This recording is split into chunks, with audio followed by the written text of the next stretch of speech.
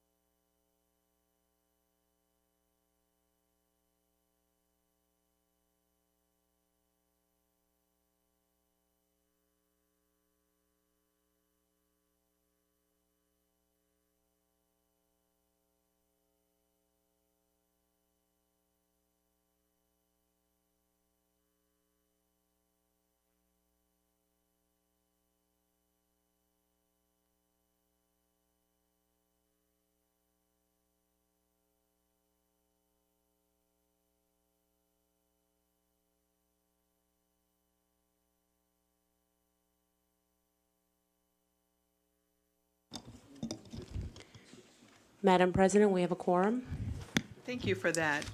We will call this meeting to order, and we will stand for a pledge of allegiance led by Acting President David Johnson. Yes. I pledge allegiance to the flag of the United States of America and to the republic for which it stands, one nation, under God, indivisible, with liberty and justice for all. Thank you. Please be seated.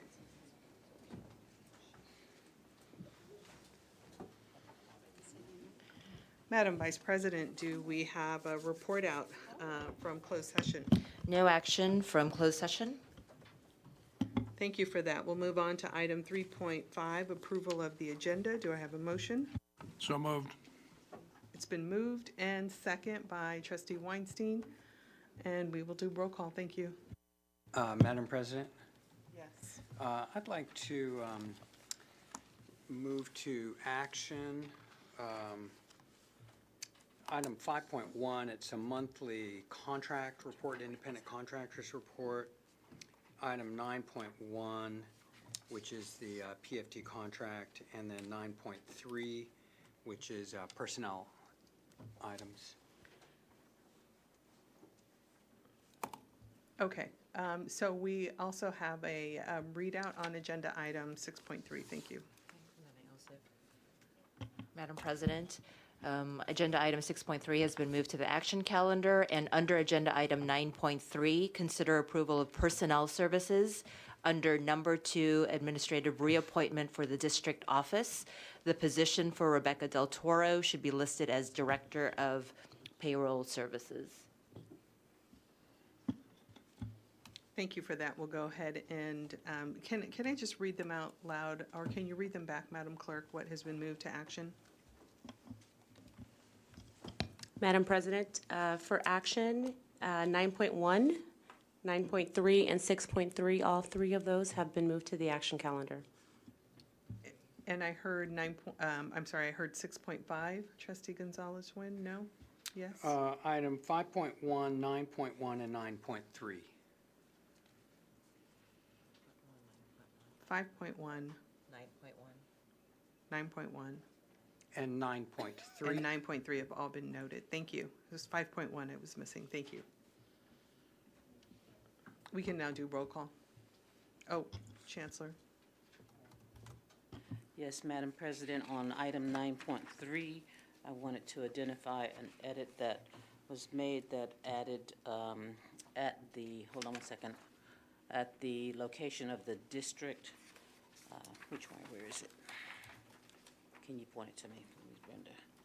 Okay, at the location of the district, we're adding Adil Ahmed for the Executive Director of Finance. I don't see it. Best go, Doug Johnson. Yeah, to number 1.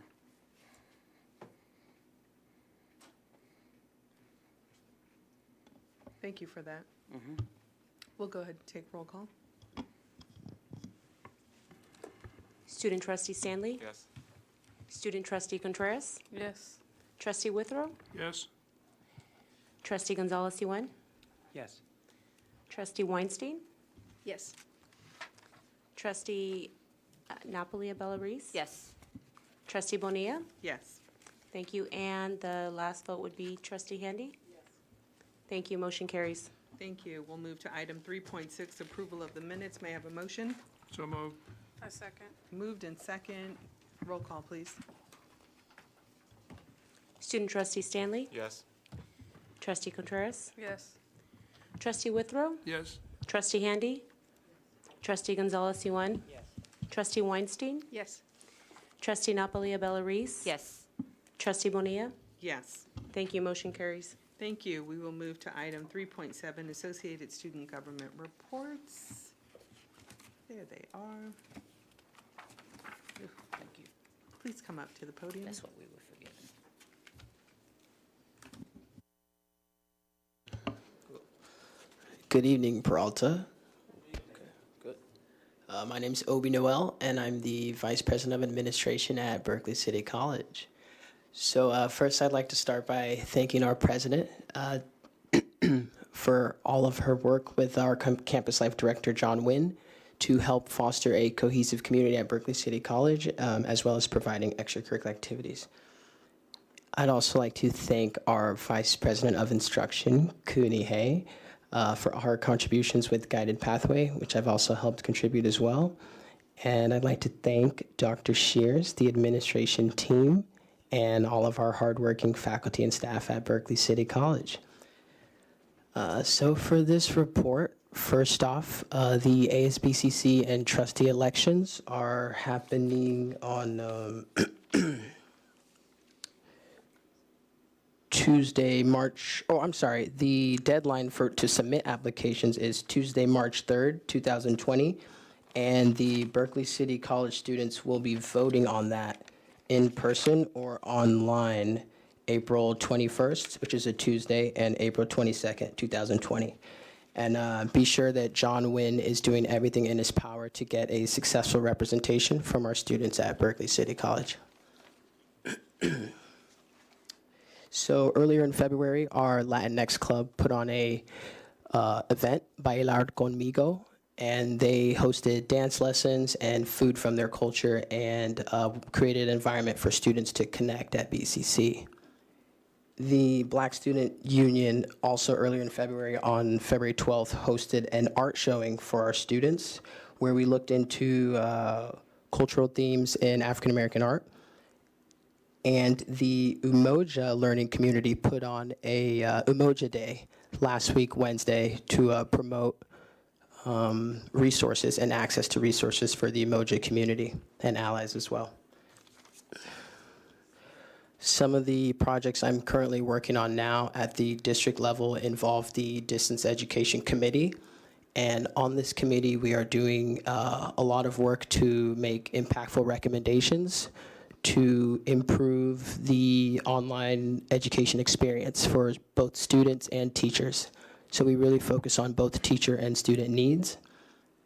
And at BCC, our psychology department, this initiative is run by Dr. Melina Bersamin and Dean Lisa Cook and our Associate Dean Martine Demuja Flores. I'm on this team. The initiative is an academic mentorship initiative where we want to create a sense of belonging for the psychology department students or psych majors that will potentially start them off from their first year to when they graduate from BCC with an AA in psychology.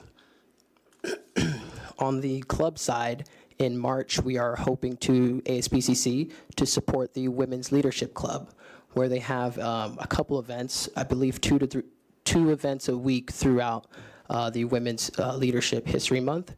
And we are doing everything in our power to provide them with volunteers, resources, and funding for food at these events.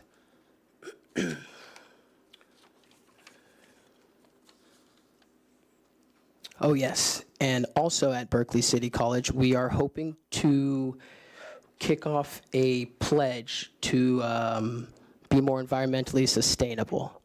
And on that environmental committee, we have our president, Max Frink, along with other ASBCC students.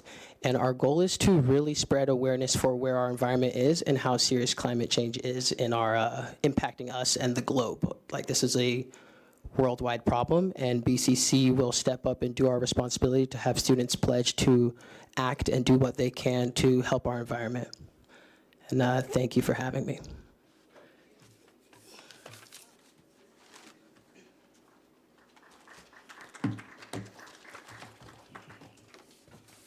Hello, everyone. I hope everyone is well today. First, I wanted to say hi to Chancellor Stroud, and I also want to say hi to the Board of Trustees as well, and also the student trustees. My name is Terrence. Every time I get up here, I forget to say my name, so my support system, they gets really mad at me because they said nobody knows my name. So my name is Terrence Williams, and I'm the president of Associated Students of Laney College. So now when I leave here, I don't have to get no angry text messages about saying my name. But I wanted to start off by saying today we had a lot of events at Laney College, and I could talk about all the events we had this month, but I like to live in the present. So I wanted to speak on the events that we had today. We started off this morning at 9 a.m. with the Laney College Poor People's Campaign. and we had a teach-in. We had a mass teach-in. It was in the Laney College Forum. And this teach-in and focus, first of all, ASLC is just happy to be a sponsor to the Laney College Poor People's Campaign teach-in. We want to do more with them, and we really like the direction that the Poor People's Campaign is going. But this teach-in, it focused on the power of your vote, Black History Month, and also housing and quality education for all. And it was a really good turnout. We had speakers from Moms for Housing there, and they spoke on the fight for housing as a human right. So that's something that a lot of community colleges is dealing with at this time. So we were really happy to have them there. And it was a really cool event.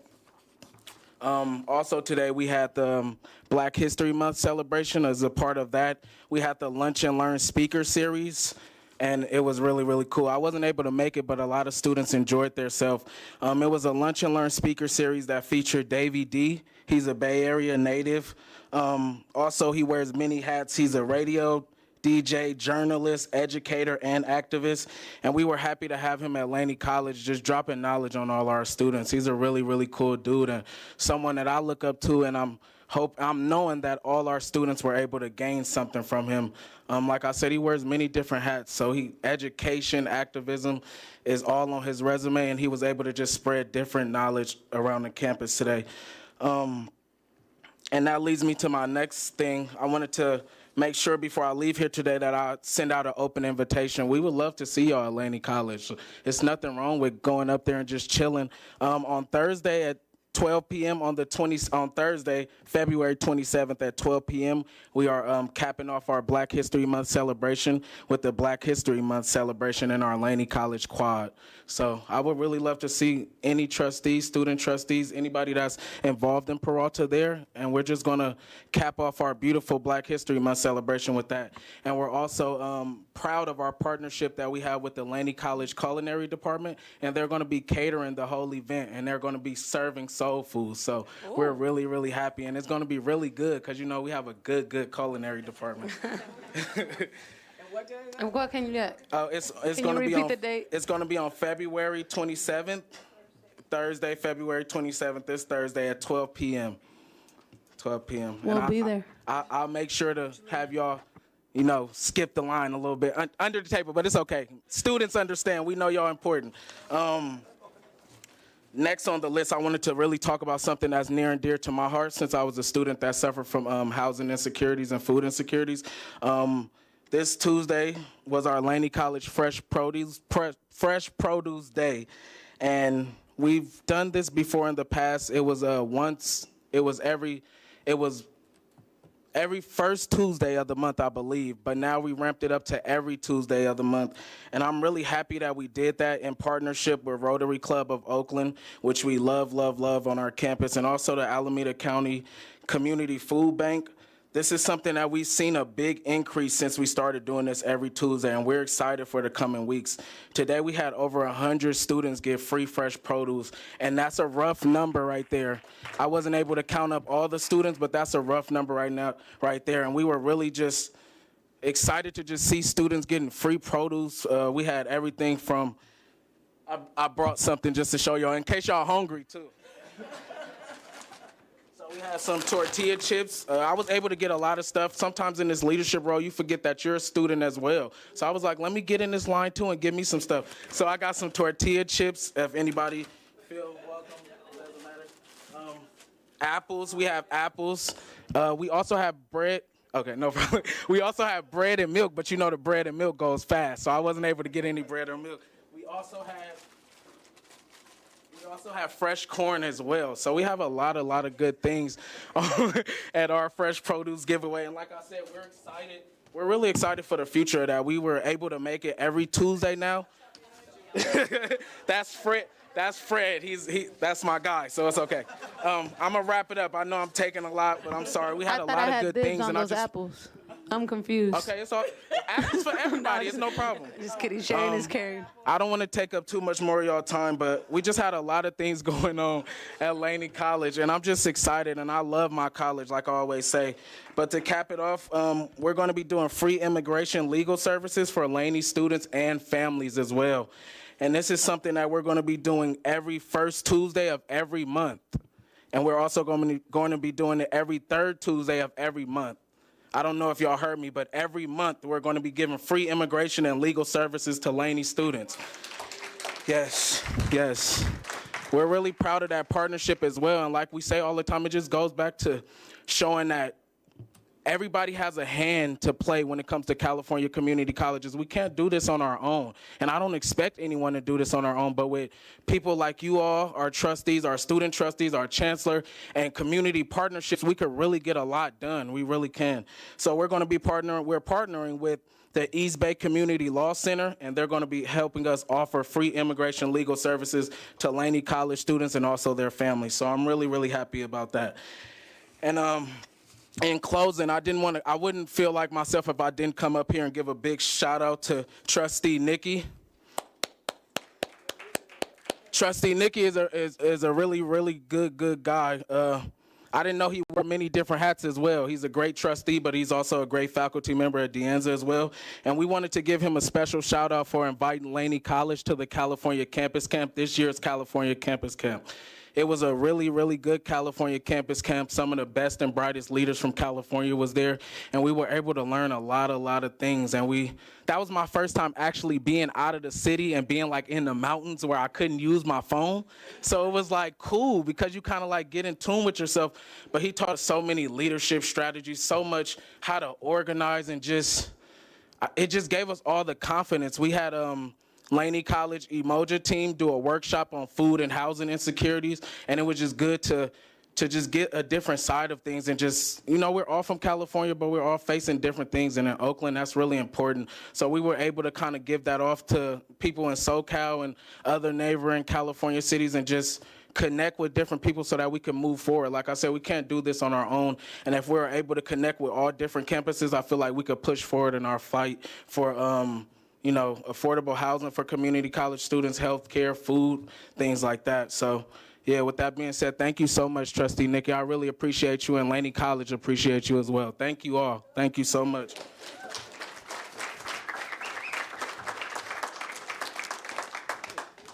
Those are two very amazing reports. Thank you so much.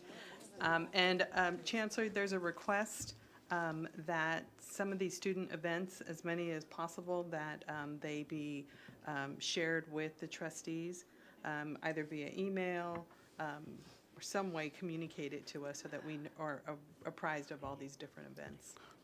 Just to piggyback on that, it's very important for the students to actually see who is at the district and who comes out. I know for me personally, I love to see the trustees to actually make your presence known, because then we're like, oh, that's who's representing us at the district. Oh yeah, besides the students. But for us, it means a lot if you guys actually come out, shake some hands. I'm not saying kiss babies, but I'm just saying, just come out, make your presence known, and we really do appreciate you more than you guys know. So I'd like to say one thing. I also have something to piggyback off of that. Yeah. So I work as a student ambassador at Berkeley City College, so I see the students regularly, helping them out every single day. And a bunch of them don't even know that we have a board or like what the board is and what they do. So it'd be very, very nice to have you guys come up there and just introduce yourselves, say what we do to contribute to all the colleges, and they'll be thankful that you guys make it out. So I just want to kind of reinforce that, because that asking for those dates has been requested before. And even though I think we all have received information about the events, I'm not sure that we hear about the events ahead of time to be able to attend. Thank you for that, Chancellor. Yes, I just want to remind, I did provide that in an update. One of the things that we do is every Friday we put out in Peralta Gems different things that are going on in the district, and at the end of each Peralta Gems is a table of all the different events that are going on at the different colleges. Thank you for that. We'll make sure to. And Peralta Gems is? We have a digital newsletter that goes out every Friday completely across the district. I don't know that I've seen, I don't think we're, so our email is a little bit tricky sometimes on, I don't know that but we'll work that out. We are talking Pulitzer Prize stuff, so we'll make sure that you get it. It's been going on for several months now since I've gotten here. We've in order to address the issue of communication through the CBT reports. We put out a weekly newsletter, and it tells anything from what's going on the campuses to what has happened in governance committee meetings. So it's our effort to increase communication from the district office. Okay, so we'll work that out. I'm sure it's the Thank you. technology kink. We will move on to item 3.8, classified Senate report.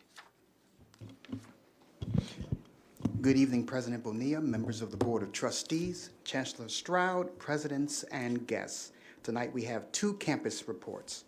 The first report is from the Berkeley City College Classified Senate. The Senate met to review the classified survey for identifying two-year goals and activities and have set a robust agenda for the coming months. The Senate also formed an ad hoc committee to complete the staff prioritization by February 28th. It also discussed briefly the professional development funding to gain an understanding of how much the college can expect and how funds will be allocated. The Senate is also looking forward to Vice President Stacy Shear's Title IX presentation at its next meeting. The second report is from the Merritt College Classified Senate. On Tuesday, February 18th, the Senate met to discuss the classified staff requests and the rubric that will be used to prioritize the list. The Merritt College Senate will meet Wednesday, February 26th to finalize their prioritization list. Results will be shared with the College Budget Committee and College Council. That's the end of the campus reports. Thank you very much for your attention and continued support of the Peralta Classified Senate. Thank you so much for that report. We will move to public communication. Madam Vice President, do we have speakers? Yes, we have three speakers: Diane LaFleur from Laney College, Charlie So, and Jennifer Shanoski.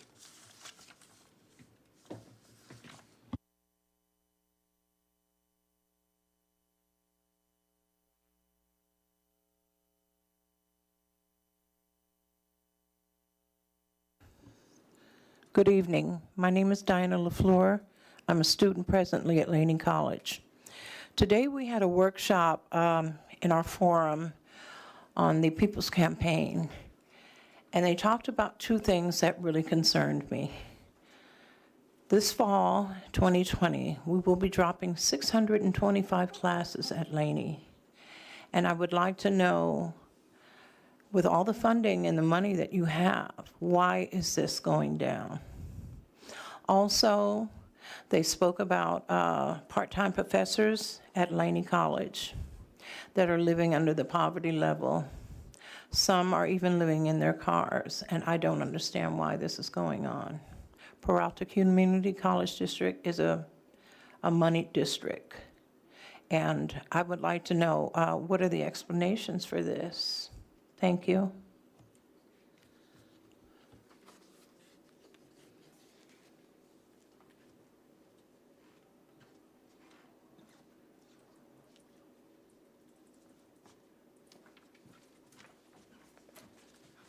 Hi, I'm Charlie Solt. I am a representative for Stationary Engineers Local 39, and we proudly represent about 90 of your employees, the folks that take care of the buildings, take care of the grounds, the custodians, a lot of good, hardworking folks.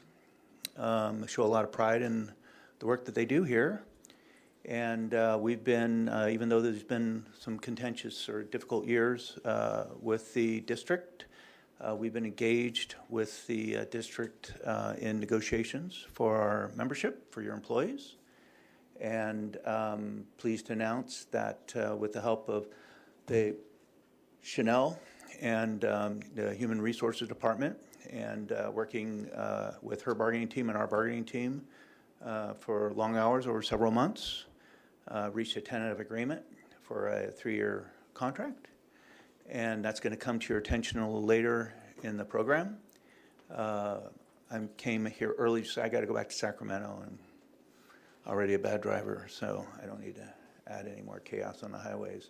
And so anyway, my purpose here is to, thank the Chancellor for recommending support for the agreement to encourage the trustees and the board to support the agreement, and in doing so to support your employees. And there was some discussion earlier before the meeting in the presentation to the board about the budget and so forth, about efficiencies and so forth. And, there are efficiencies to be found everywhere. And, encourage the district to reach out to our members for efficiencies. Simply like getting parts so they can do the repairs that need to get done. But anyway, it's been a difficult but very professional representation by the district, and Chanel and Socorro, I want to speak out to her, who's been very, very helpful to us in putting all this down on paper. So at the end, I guess what we're asking for is that you support the tentative agreement that we brought forward to you. I think it's 9.2. Thank you.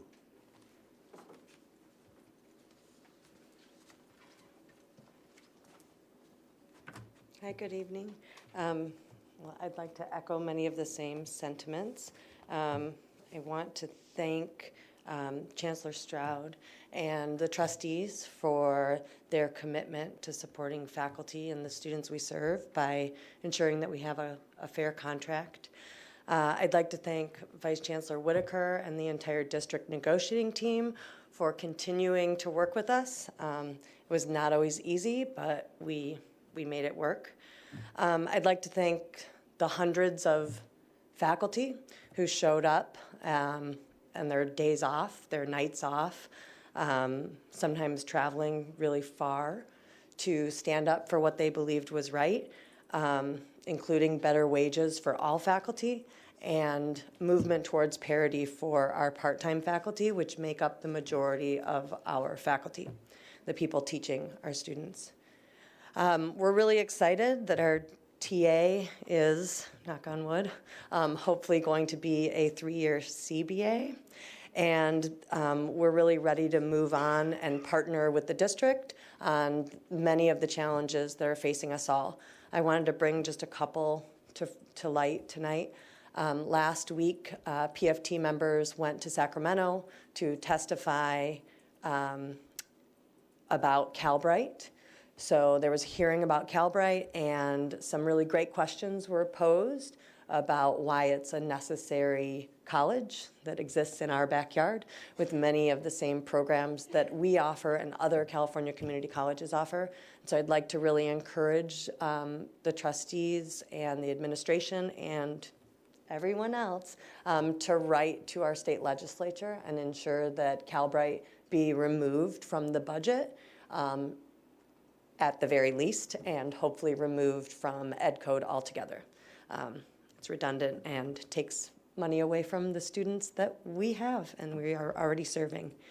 I also want to point out that we're really concerned, we remain really concerned about the class cuts, about the some 600 sections that are slated to be removed from the schedule for fall 2020 as compared with this last fall. We're still looking for some transparency about how that's really being done and implemented and how those cuts are actually going to help us to increase enrollment. So thank you so much, and see you in a couple weeks.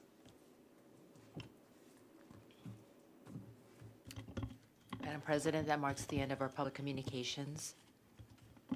Thank you for that. We will move on to the Chancellor's reports. Thank you, Madam President. I will just immediately go, do I need to do anything on this other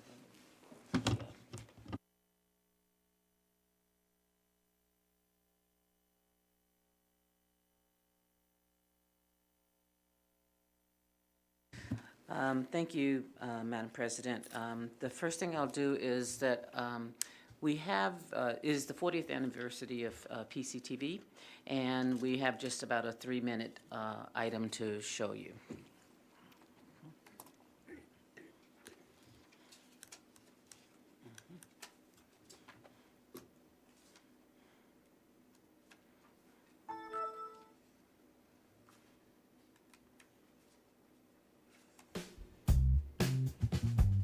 Late in 1979, a group of Laney faculty and students brought a proposal for a student-run television station to the board.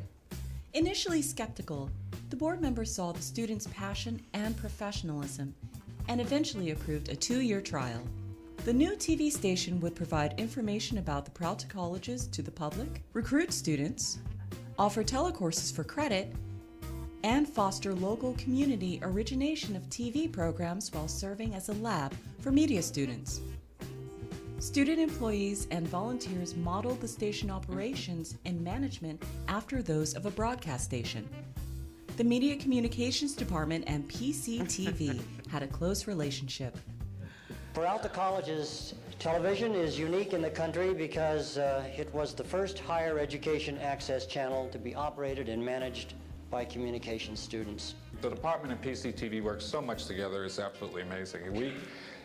The station has, number one, helped us place people. We have such a high record of placement as compared to the older days. We are constantly placing people at every major station in the Bay Area, half the cable stations throughout the state of California. The Media Communications Department provided the channel with student volunteers and eventually employees. A modest control room was set up in an office on the 3rd floor of the theater at Laney College, and broadcasting commenced on February 11, 1980. Programming consisted of courses for credit and student productions. Students wired the stage to broadcast live shows and used the TV studio on the 3rd floor of the theater for live and recorded programs. The student-run era lasted about a decade. Delivery of instruction via telecourses and providing information about college programs defined the 90s. I see PCTV as really the in-house advertising agency for the Peralta Colleges. Students remained involved in productions dealing with social issues and worked shifts in a master control room. In the digital era, Peralta TV began to show more college events, documentaries, and sports. Currently, about 40% of airtime is devoted to Peralta-related content. Videos display across a variety of digital platforms, in addition to on-air cable TV. The Peralta YouTube channel recently passed 1.3 million views and hosts over 700 videos of Peralta College events. Video will remain an important part of communication strategy well into the future. Peralta TV reinforces our district's local identity and provides social and cultural capital for the community we serve. Peralta TV, programs that matter. Yeah, happy birthday.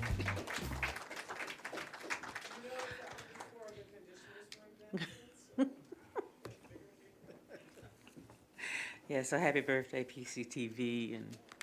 And Mark, did you want to make any comments about it before? Yes, I would. I would like to thank Jim Stein, our resident historian from Peralta TV, and also Angel Hunter, our producer, who did the editing for that.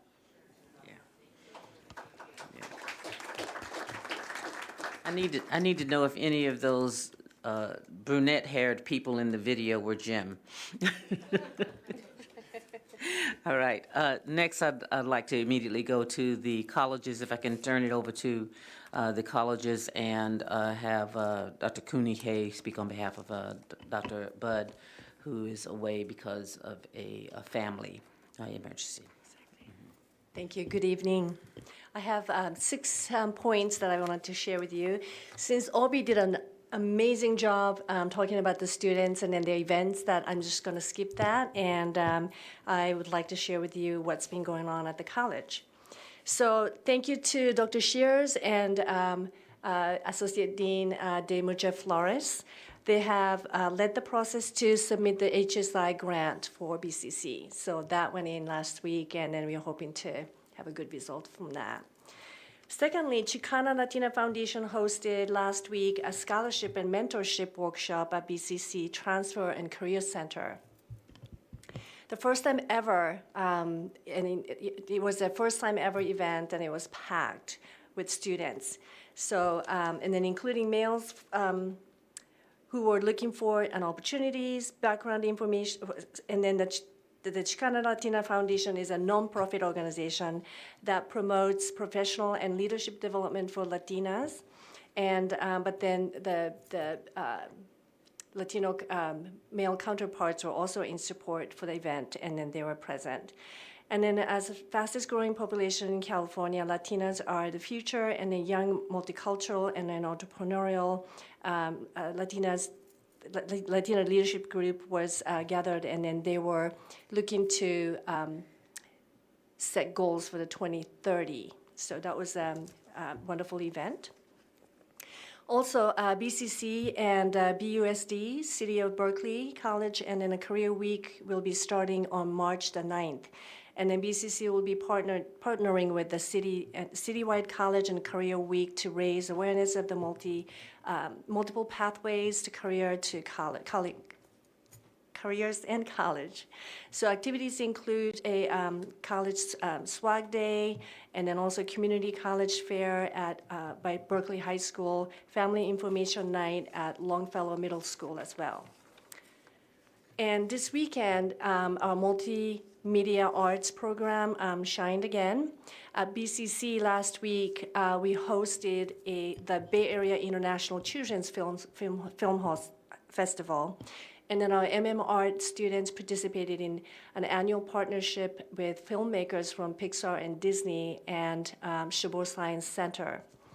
So the event was held at BCC, and then for a decade at this festival, our students really actively provide filmmaking workshops to the general public and community members, and editing films. They demonstrate the editing of the films and then seeing their work screen at the Megadome and then other theaters as well.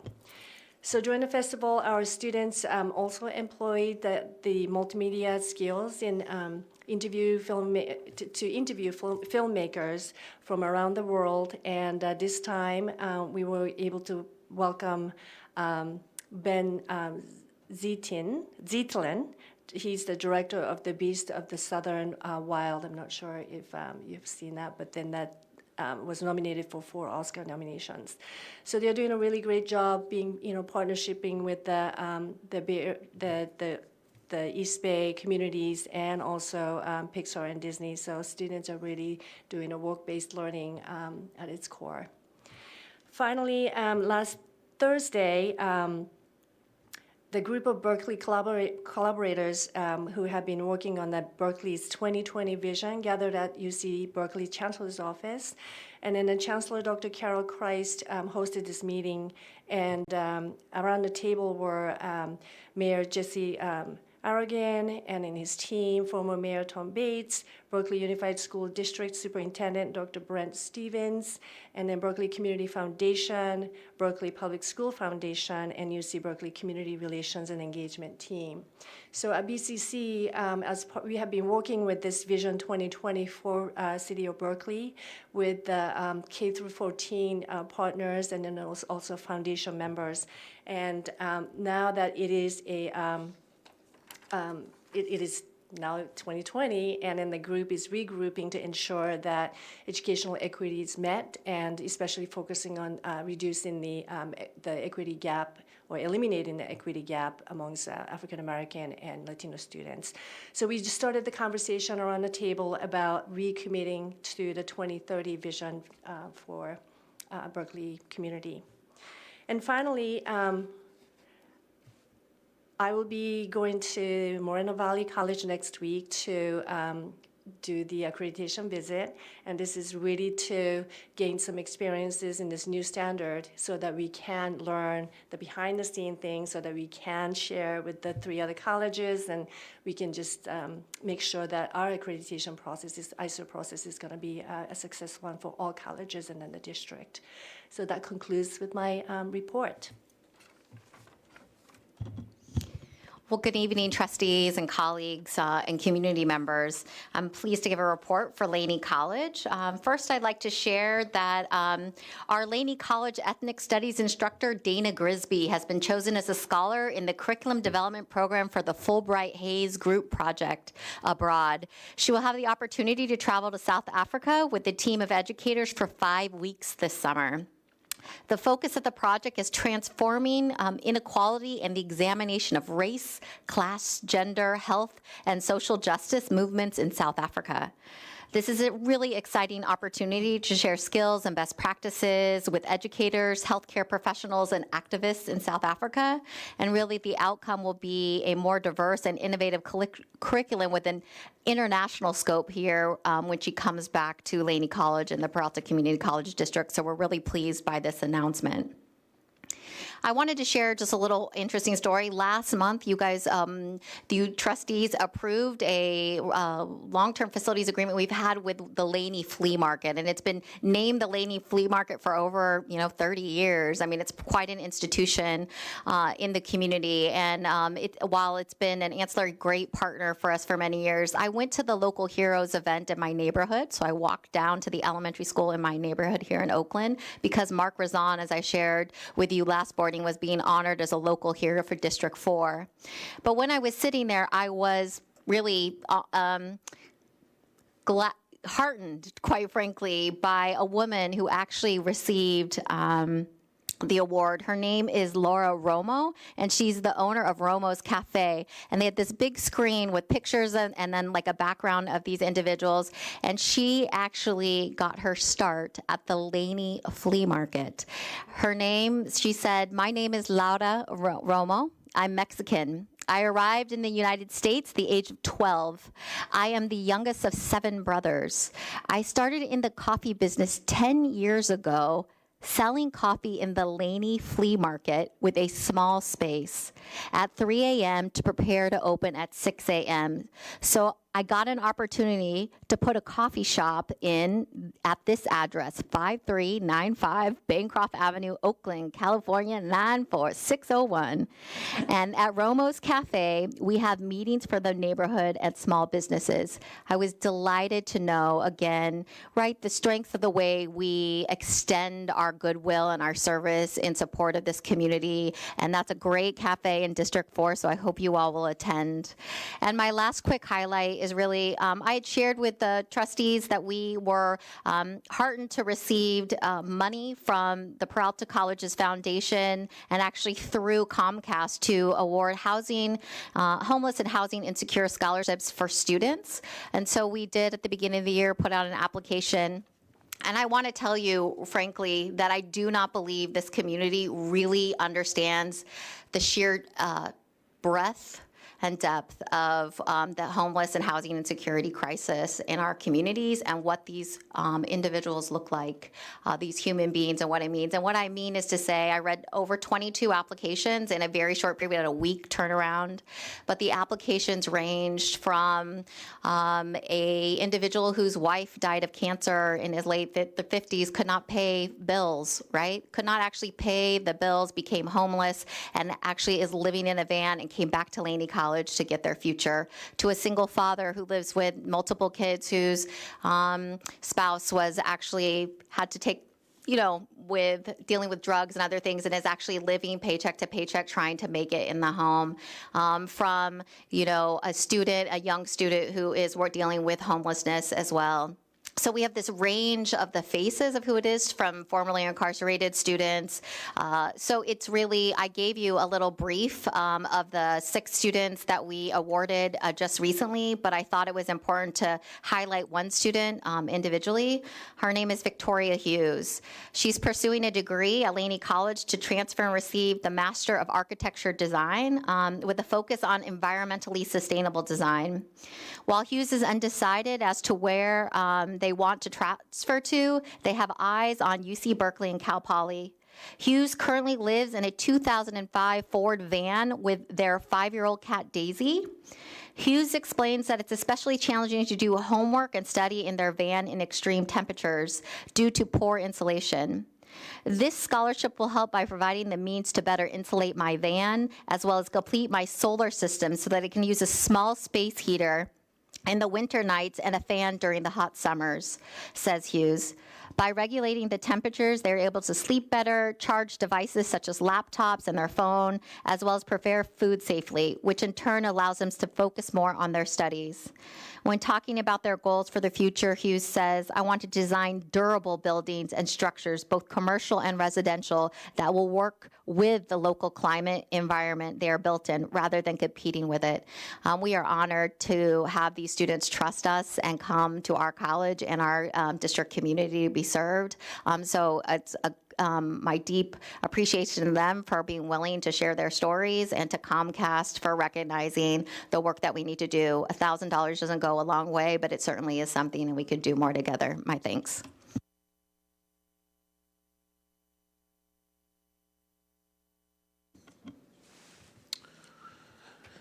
Good evening, Chancellor, Board of Trustees, faculty, staff, students, and community members.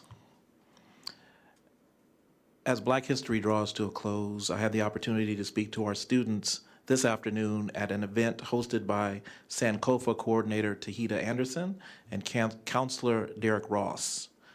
It was well attended and thought-provoking, and what I encouraged the students to bear in mind was this simple truth. Education has always been about more than acquisition of facts and figures. Historically, education has been the means by which we have wrought greater opportunities for our communities and our children. It has provided the means by which we have fought for social and political and economic equality. And quite frankly, it has been the means by which we have sought to attain physical, psychological, and spiritual freedom. Indeed, our destiny has been tied to our educational achievement. So it was a very good and thought-provoking discussion. On Friday, February 21st, the Peralta Association of African American Affairs held its Chancellor's Recognition Celebration at Merritt College. And at the event, we honored Chancellor Regina Stanback Stroud and paid homage to some of the pioneering figures of Peralta, including Albert Harrison, Odell Johnson, Wise Allen, Elihu Harris, Eric Gravenberg, Donald Godbold, and Evelyn Wesley. We also had the opportunity to welcome home Dr. Maria Lane Burns, who had been away from Merritt College for an extended period of time. So to say the least, it was an honor and pleasure to be in the company of such esteemed men and women. Speaking of esteemed women, I also want to congratulate the Merritt College Lady T-Bird women's basketball team. The Lady T-Birds finished the season with an overall record of 15-13 and a conference record of 11-12, but the Lady T-Birds finished the season in a first-place three-way tie as the 2019-2020 Bay Valley Conference champions. So happy about that. Hey, you give it up, give it up. These young ladies overcame a lot of adversity this year. They started the season 1-9, but they finished out the last 18 games with a record of 14-4. And I think this is a testament to the leadership of their coach, Coach Armand Gray. And just a couple things about some of the student athletes. Sophomores Zakia Willis and Anaya McFadden were voted all conference. And first-year players Deani Richner, Etienne Akanum, Dominique Seymour, and Michaela Simon were all voted honorable mention. Finally, on Friday, February 21st, I had the honor of presenting the Academic Achievement Award at the Oakland Police Department's 183rd Academy ceremony. 32 cadets took their oath and received their badges that morning. But for the past several years, Merritt College has provided educational instruction to the cadets as they pursue their aspirations of becoming law enforcement officers. Miss Margaret Dixon, a retired Oakland Police Department officer and administration of justice instructor, has been the one most responsible for making that happen. So allow me just to say a few brief words about her. She didn't know I was going to do this, but I'm doing it anyway. So Miss Dixon, and I call her Miss because she commands that level of respect and admiration from me, has been the program director of Merritt's AJ department for nearly 15 years. She came to Merritt after a distinguished 25-year career with the Oakland Police Department. She is also well known and much appreciated for her volunteer work with the Oakland Police Activities League Track Club, an organization she founded 35 years ago. As a personal note, last year my 6-year-old twin started running for Oakland PAL. And to watch my daughter gain so much confidence and my son derive so much joy from their time with her has always made my heart full. So at Merritt, she trains and leads our team of student safety aides, and over the years, she has organized numerous trainings, conferences, and community outreach events on our campus. Put simply, she is the heart and conscience of Merritt College. But after such a distinguished career, she has recently decided to retire after this semester. So I just wanted to take time this evening to acknowledge and celebrate her. So if you're watching this at home, Ms. Dixon, we love and appreciate you.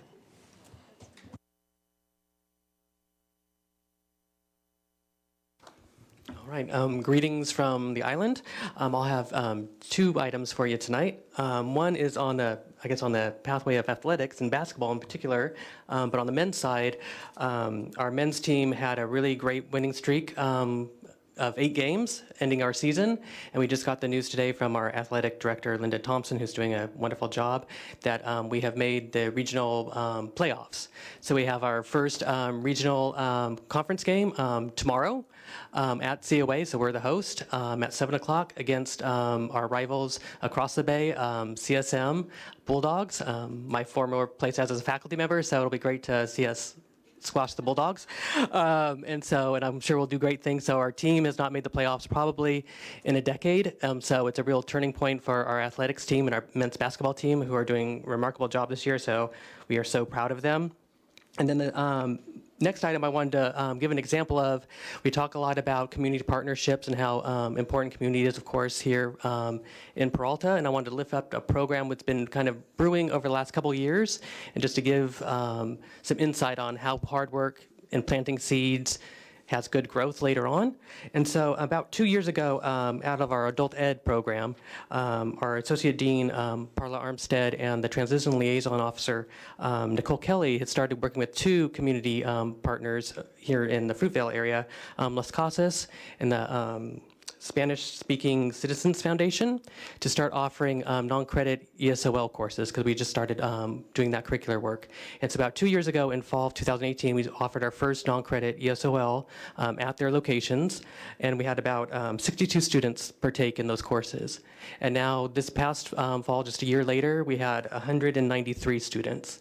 And so that's individual students, unduplicated, so it's something that is growing. So that's one of those ideas, when you go out in the community and you're a good partner and you show you're vested in them, you get that return. And so I just really want to give shout outs to the program and then also the faculty for going through that work and creating the non-credit curriculum that was critically in need. And this is showing the need was there once we created that curriculum. So I really want to, I'm so proud of them and their work.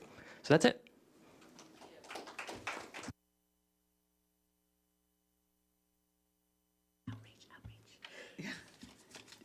Chancellor? Thank you. That concludes my report. Thank you, college presidents, and thank you, Chancellor, for that. And can I just add how great it is to hear kind of the full breadth of what's happening at each one of the colleges. So from the students' reports, which were very dynamic, to the college presidents. Thank you all so much.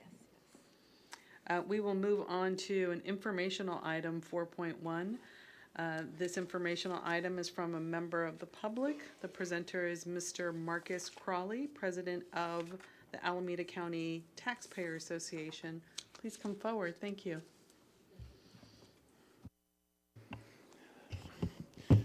Yes, my name is Marcus Crawley. I'm a member of the Alameda County Taxpayer Association, and I'm a member of the Peralta Citizens Bond Oversight Committee. I'd like to talk about the Peralta College Resolution 1819-42, which this Board of Directors approved about a year ago in December. Ostensibly, the purpose of this resolution was to separate the joint committees into their component parts. The Citizens Oversight Committee would continue to report on parcel tax expenses, and the Citizens Bond Oversight Committee would continue to report to the public about bond expenditures. The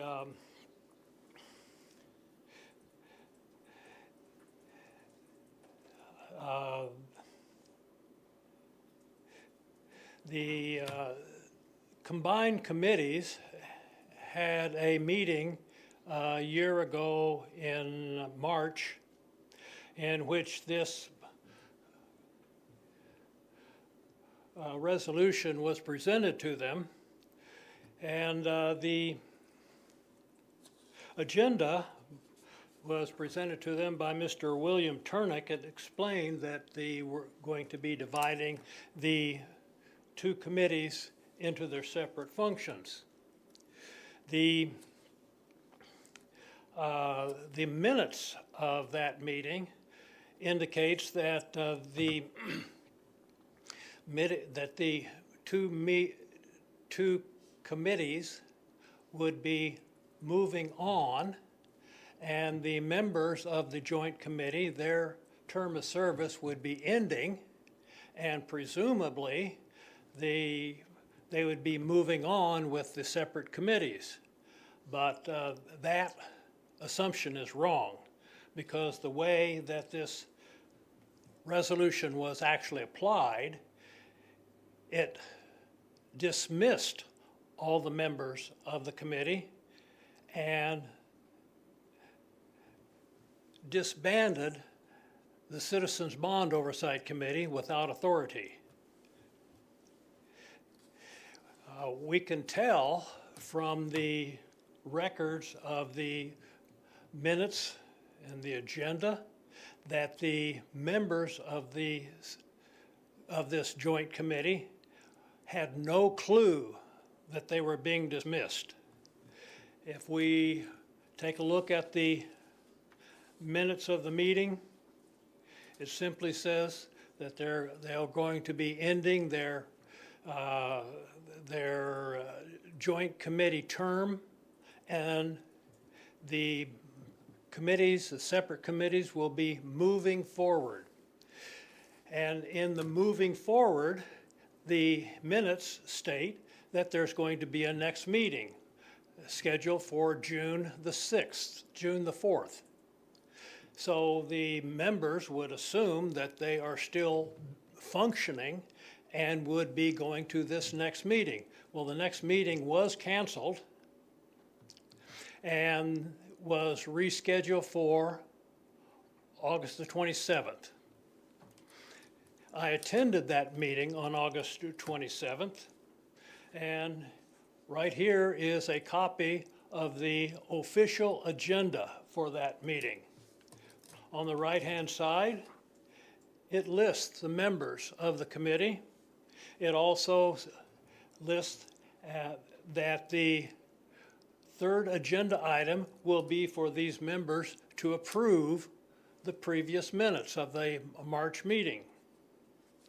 So that is the document that these members would have been relying on. Well, they showed up to this August the 27th meeting, and I was there also. And the first thing that happened was the acting chancellor, her name is Miss White. First thing she said is, I want to let you all know that this is not an official meeting because all of you members were dismissed back in March. And I couldn't let you know any sooner because I was only told about it last night at midnight, and so I had no way of contacting you. And the members of that meeting were outraged. And after they talked a while, they sort of settled down, and one of them, and I don't remember which one it was, said, well, in that case, we're just going to apply for the next CBOC so that we can continue to do our duty. And somebody said, and I don't remember who it was, said, well, that would be a nice idea, but you've already missed the deadline for the application, so you cannot get on the next CBOC meeting. So after a while, the anger died down because they got really angry with that.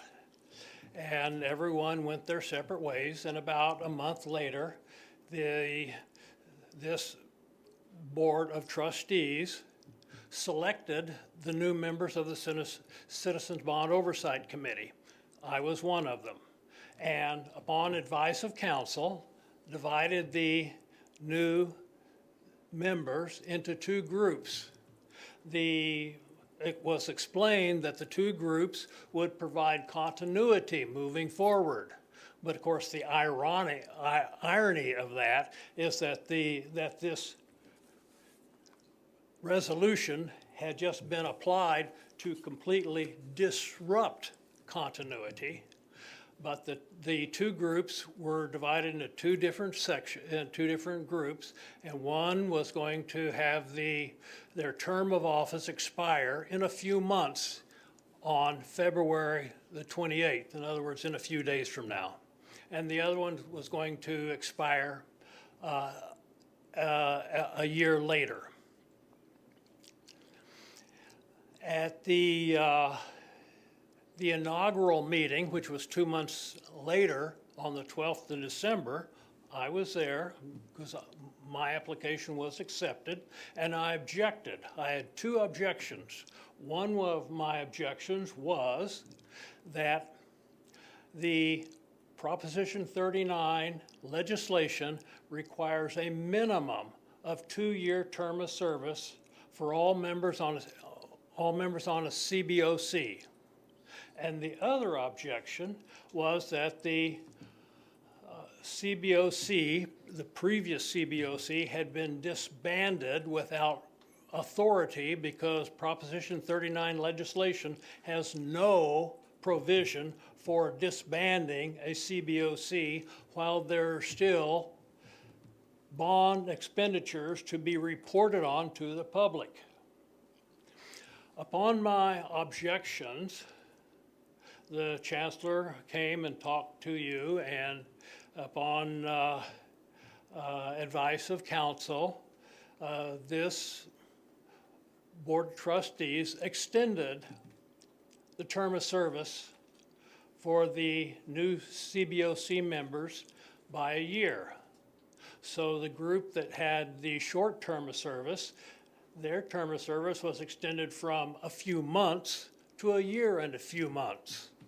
And at the next meeting, which was just another couple of weeks after, I objected again. I objected that a year and a few months is still not complying with a minimum of 2-year term of service. So upon my next objection, this board extended it again with advice of council. And it is extended from ending on February the 28th to ending in June. Now, I think any one of us here would understand that a year and a few months or a year and a few more months is still not a minimum of 2 years of service. Now, I don't want to spend all my time quibbling about what the legislature meant by a minimum of 2 years service, but I think we would all understand that the legislature meant a minimum of 2 years service and not starting at some arbitrary distant date in the past.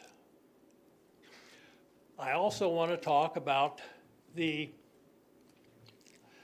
disbandment of a Citizen Bond Oversight Committee. Like I said, Proposition 39 legislation has no provision for disbanding. And the Citizens Bond Oversight Committee has a duty to report annually. And in fact, this resolution 1819.4 dash 42. It's whereas number 13, it says that this is going to be applied so as to provide ample time to fulfill their duties. And what it was applied was just in time to stop the committees from fulfilling their duties and reporting to the public on the financial mischief of this district. And there was plenty of financial mischief to report on, because right here is a newspaper copy of a reporter explaining the financial mischief of this district. And this reporter is not just making up facts willy-nilly, because one of its sources is Mr. Michael Mills, who was the previous chairman of the Citizens Bond Oversight Committee. And his duty was to pay attention and report to the public. Now, I have looked at the minutes of this Board of Trustees, and I can find no evidence that this Board of Trustees understood that the way that this resolution 1819-42 was going to be applied was to disband the CBOC and dismiss all of the members of it. In fact, even the Chancellor didn't know until she had her midnight phone call. I think that there's only two people on earth that understood the true intent that a resolution was going to be applied to. And that was the previous Chancellor, which this board fired for financial mischief. And the other one was the person who has pushed forward this agenda of attacking accountability and dismissing the reporters, the members, and that is your lawyer. And this board needs to get a new law firm that's going to give you reliable advice that doesn't change every few weeks. I'm sorry to interrupt, but we do also have other things on the agenda. Is there any way we could wrap this up? Yeah. Thank you. And the other problem that I'd like this board to solve is that you need to do something about the Citizens Bond Oversight Committee that failed to make the annual report as required by law. So I hope you do that soon. That's all I have to say. Thank you so much for your comments. Okay. Thank you.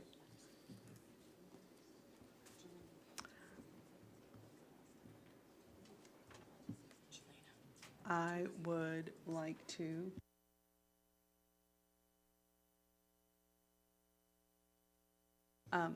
we are going to move forward. This was an informational item. The Chancellor has been under advisement and in direct communication with the board officers about this very specific issue. And if the board would like more clarification from the issue, the Chancellor can follow up at a later time. Thank you.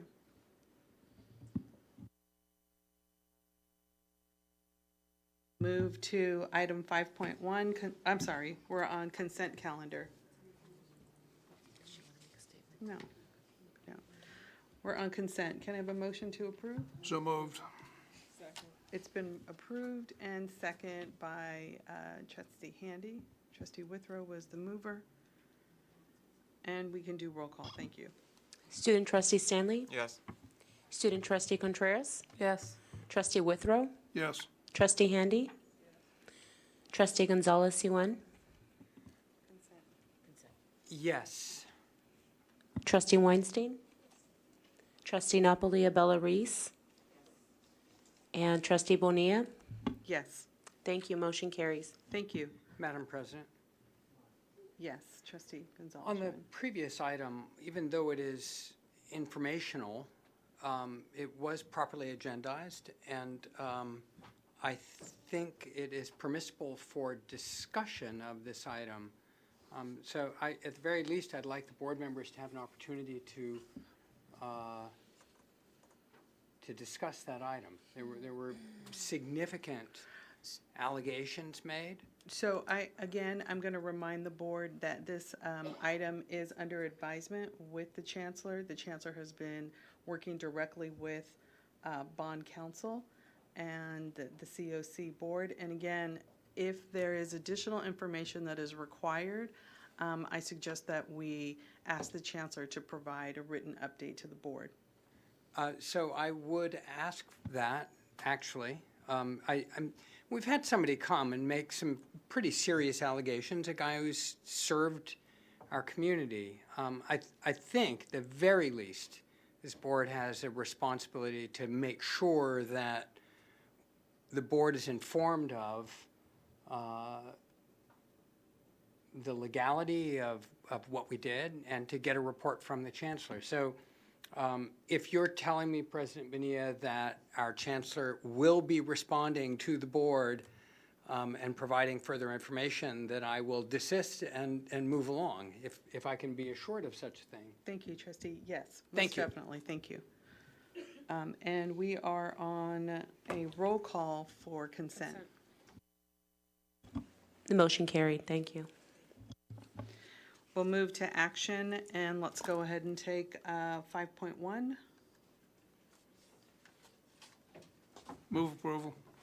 It's been moved, and do I have a Second. second? And it's open for discussion. Thank you. Madam President. Yes, Trustee Gonzalez, please. Thank you. I pulled this for discussion, not because I have any particular objections, but I do have some questions. And comments. One, I want to thank the Chancellor for bringing this item to the board. In my experience as a trustee, we have never had this, and we've never seen a monthly contract report, and it is part of administrative procedure, and so actually following board policy and administrative procedures usually a better thing.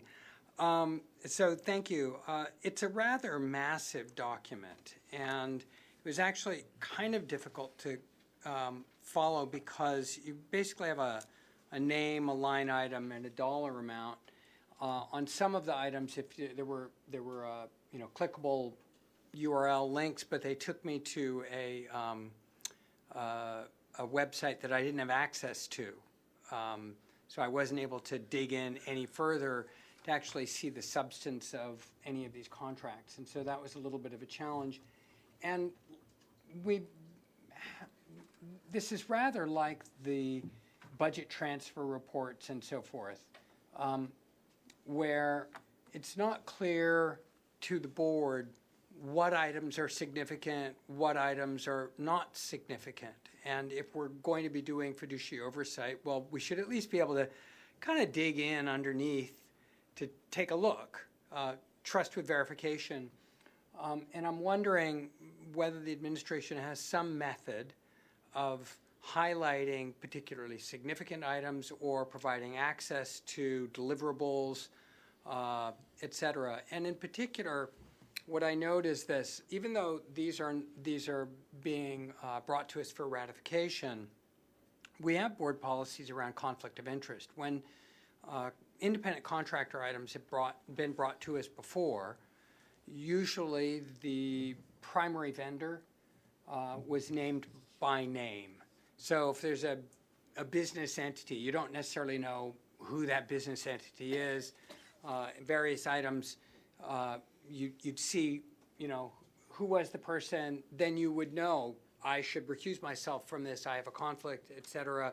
On these items, it's a ratification.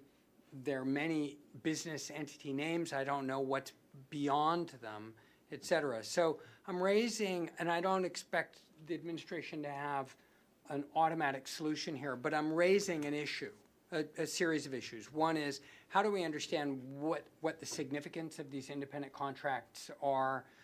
What are the deliverables? What's our follow-up in terms of understanding whether deliverables have been met, et cetera? I realize that's getting into the weeds, and I don't want to get into the weeds on 1,000 different little contracts. However, I do feel as though there should be some ability to dig in and scrutinize, to understand that, and in particular on the issues of conflict of interest, how we know whether we have conflicts of interest on items where we're being asked to ratify.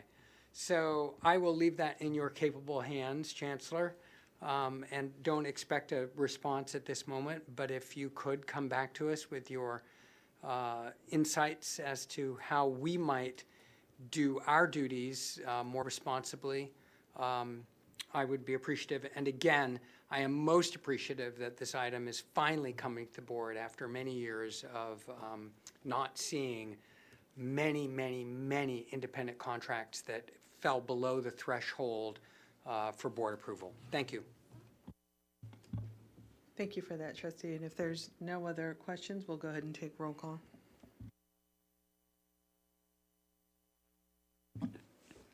Student Trustee Stanley? Yes. Student Trustee Contreras? Yes. Trustee Withrow? Yes. Trustee Handy? Trustee Gonzalez-Yuen? Yes. Trustee Weinstein?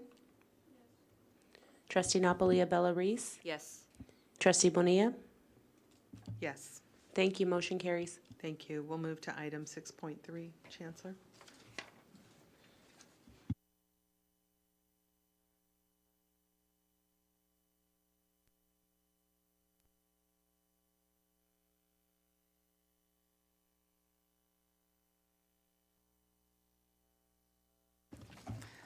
Okay, thank you, Madam President. This item is a particular item that we moved off of consent to give the board an opportunity to hear a little bit of detail about it. We actually have a faculty member from the program here to talk about it a little bit and give you some information.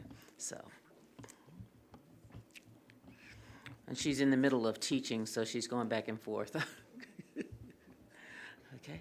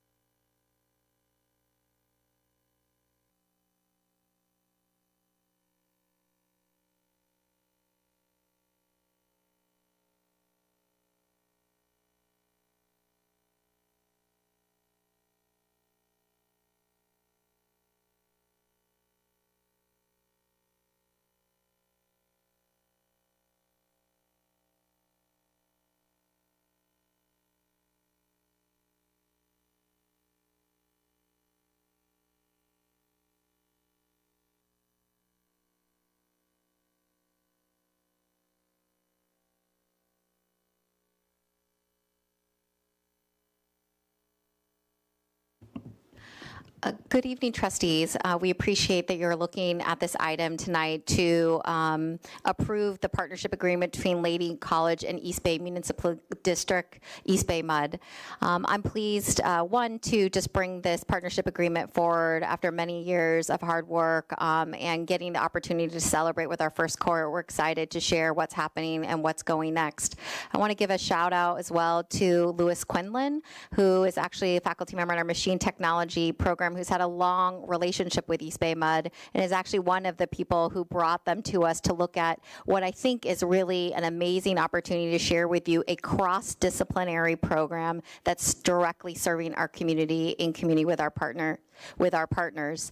And wanted to invite Kim Glosson, our amazing department chair, and I want to let you know that Kim Glosson's been in front of you before, but Kim Glosson, our department chair of business and economics, will be getting her tenure next week by the board. Will be getting tenure. So she has been doing this work as an untenured faculty member working through, and so it's a pleasure for her and I to share with you the partnership tonight. So Kim. Thank you, President Gilkerson. To the Chancellor, good evening, and the trustee, presidents, and guests. It is my pleasure and honor to share with you this exciting partnership that we have with East Bay MUD.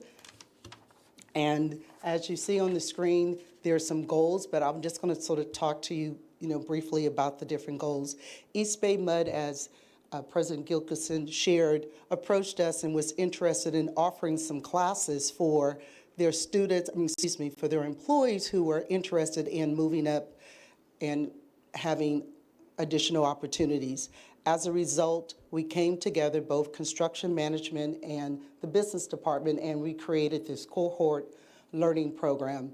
In addition to that, it also provided the employee an opportunity to not only look at some established career paths, but to also think about pursuing their educational goals long-term. So we're very excited about it.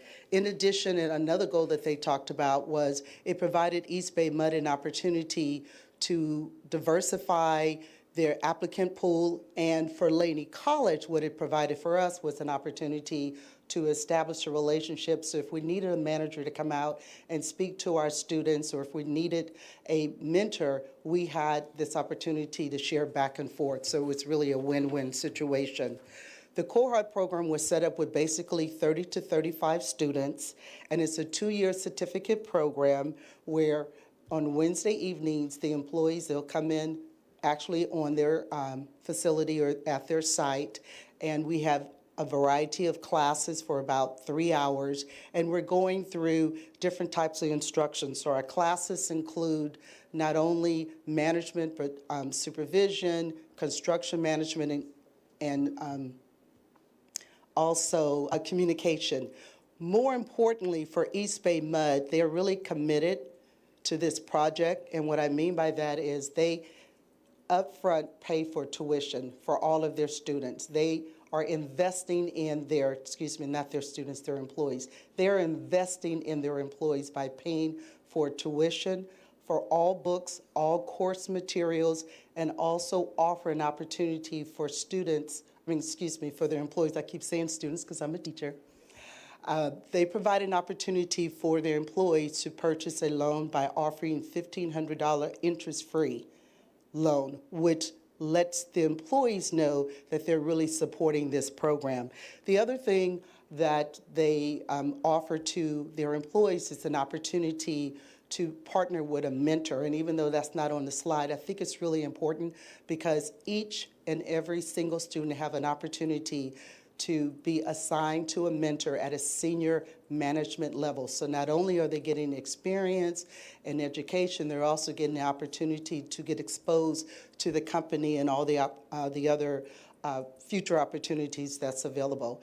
Each student is required to receive a letter grade C or better, and if for some reason they fail to receive a letter grade C, then they would have to reimburse the company. But we've never had that case, and we don't anticipate that will happen. I can just share with you, I'm not really good with paper, but I could just share with you the students when they come, they're so excited, they're so committed, and they're really, really working together to make, sure everyone is succeeding. Our certificate program that we offer consists of 24 units, and I've already shared with you the variety of classes from business classes to construction management. There's a math class as well as occupational work experience, which means the students have an opportunity to partner with the manager. They're assigned a special project that they have to complete. So they're not only getting education, they're applying their skills and knowledge that they're learning actually on site, and again, giving them a chance to decide what they want to do as they continue their career with East Bay Mud.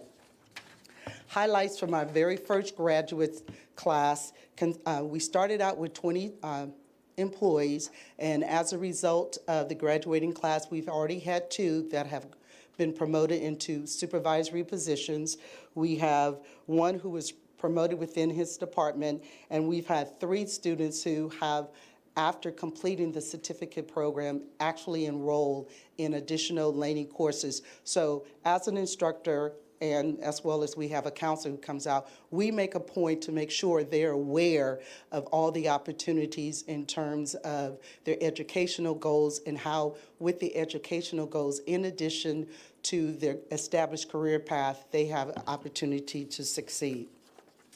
And then lastly, you'll see a picture. President Gilkerson and all of the instructors had an opportunity to attend their graduation, and we're looking forward to our next cohort graduating in spring 2021. We currently have 29 students, and they've already started recruiting for the third cohort. In addition, I'm also trying to encourage them to consider another program that we offer, which is a management and supervision program at Laney College. And as a side note, and then as we conclude, I heard the trustee mention you would like to know about different events and that's going on. So on March the 17th, Alameda County, which is our third business partner, will be having another graduating class, and you're welcome to attend. I can make sure you get that information. We have been partnering with Alameda County for the past 14 years. I was the lead instructor, and we've had over 300 graduates. So this will be our third community partner. We have Union Bank, we have Alameda County, East Bay Mud. We look forward to continuing seeking out other partners and really making a difference in our community and letting everyone know we truly are a community college. Thank you. So we appreciate your consideration of the agreement to continue our second cohort into the next year. Thank you so much. That's just amazing. Thank you so much for sharing that item. Are there any trustees who'd like to make comments or Madam President, share it? Yes, Trustee Withrow. I'm a strong advocate of contract education. I think it's the future. It's a win-win on both sides of the table, and this was a tremendous report. I mean, it makes it come alive what can happen with contract education, and it's the way we can advocate, if you will, what we do, how we do it. And like was mentioned, 3 of the participants are now carrying on with other things. They chit-chat among each other. Great report, great program.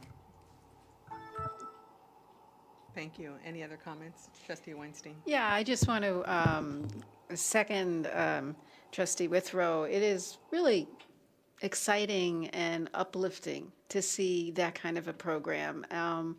And the work that you're doing is really very extraordinary. And so I want to thank you for that and thank you for the good work. And I hope we do get an invitation to the graduation.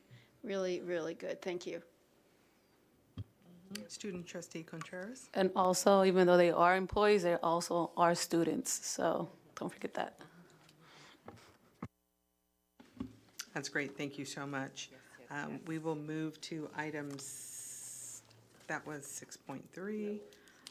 Let's move to 9.1. 9.1. Move approval. We have a move approval for 9.1. Do we have a second? Second.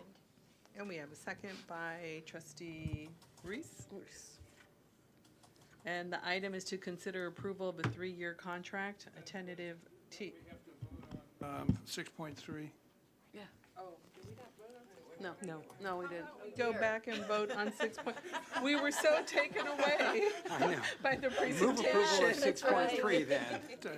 That's fantastic. That's great. How about we do roll call on 6.3? Yes, please. Okay, Student we had Trustee that motion. Stanley? Yes. And Student Trustee Contreras? It's a definite yes for me. Trustee Withrow? Yes. Trustee Handy? Okay.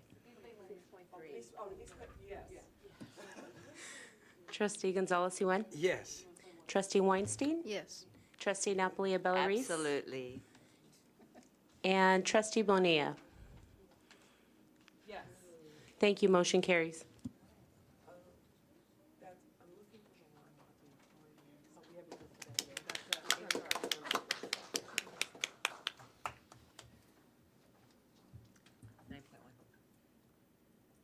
9.1 is consider approval of a 3-year tentative agreement between Peralta Community College District and Peralta Federation of Teachers. Do I have a motion?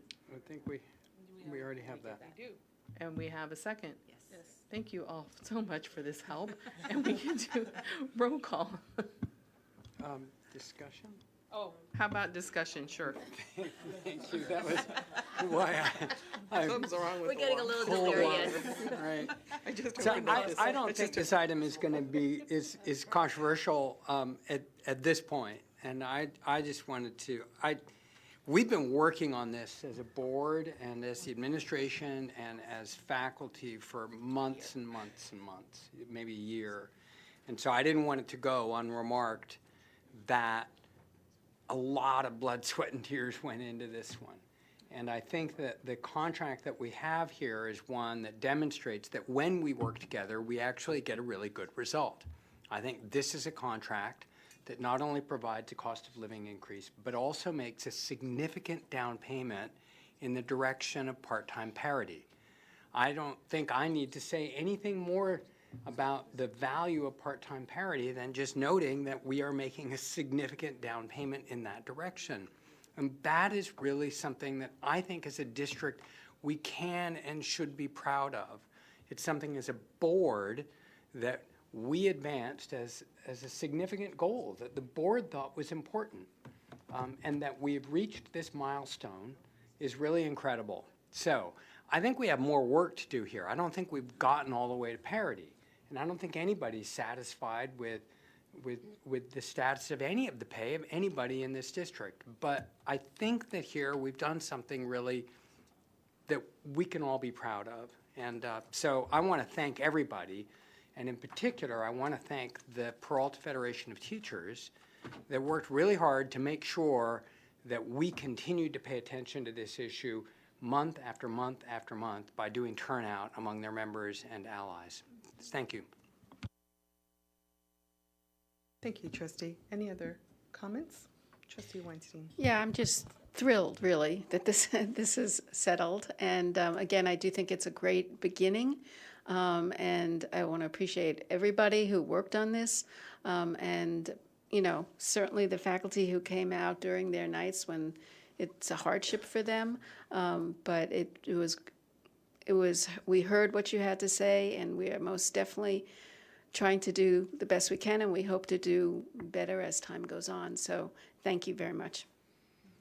Student Trustee Contreras. Thank you, Trustee Weinstein. And from the students, we also want to thank all our part-time faculty members, because I know sometimes it gets confusing that we're not supportive of our part-time faculty members, but we really are. We're glad that there's finally light at the end of the tunnel. And that we're heading in the right direction to make sure that all the instructors across the board are being paid fairly. Thank you. Any other comments? Hearing none, we'll go ahead and take roll call on the item. Student Trustee Stanley? A definite yes. Student Trustee Contreras? Yes. Trustee Withrow? Yes. Trustee Handy? Trustee Gonzalez-Iwan? Yes. Trustee Weinstein? Absolutely, yes. Trustee Napoli-Bella-Reese? Yes. Trustee Bonilla? Yes. Thank you. Motion carries. Thank you. Next item is 9.3. May I have a motion? So moved. It's been moved, and we have a second open for discussion.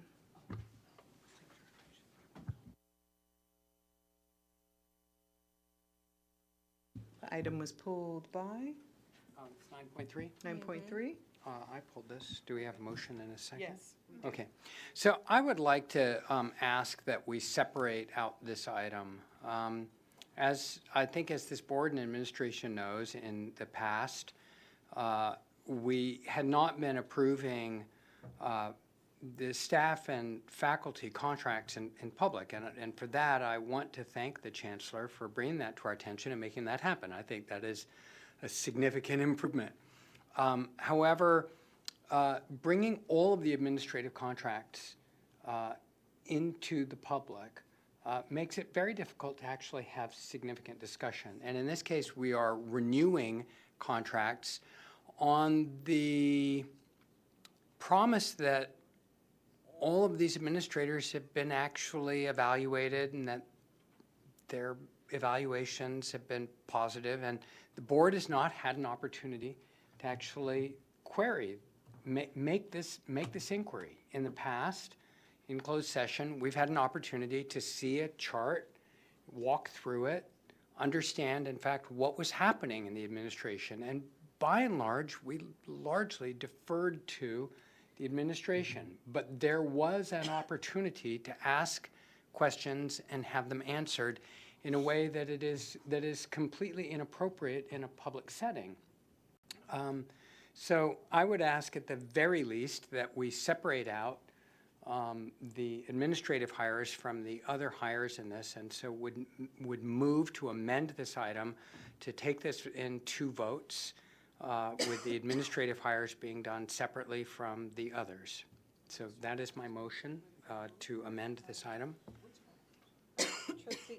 Trustee Gonzalez, can you repeat that? Trustee Handy is asking that you repeat and clarify what it is that you're requesting. So if we open this item up, what we see is there are a range of personnel items, and they're broken into items A, and then B for A for with the administrators, B for classified and faculty, C transfer, administrative reassignments, et cetera, et cetera.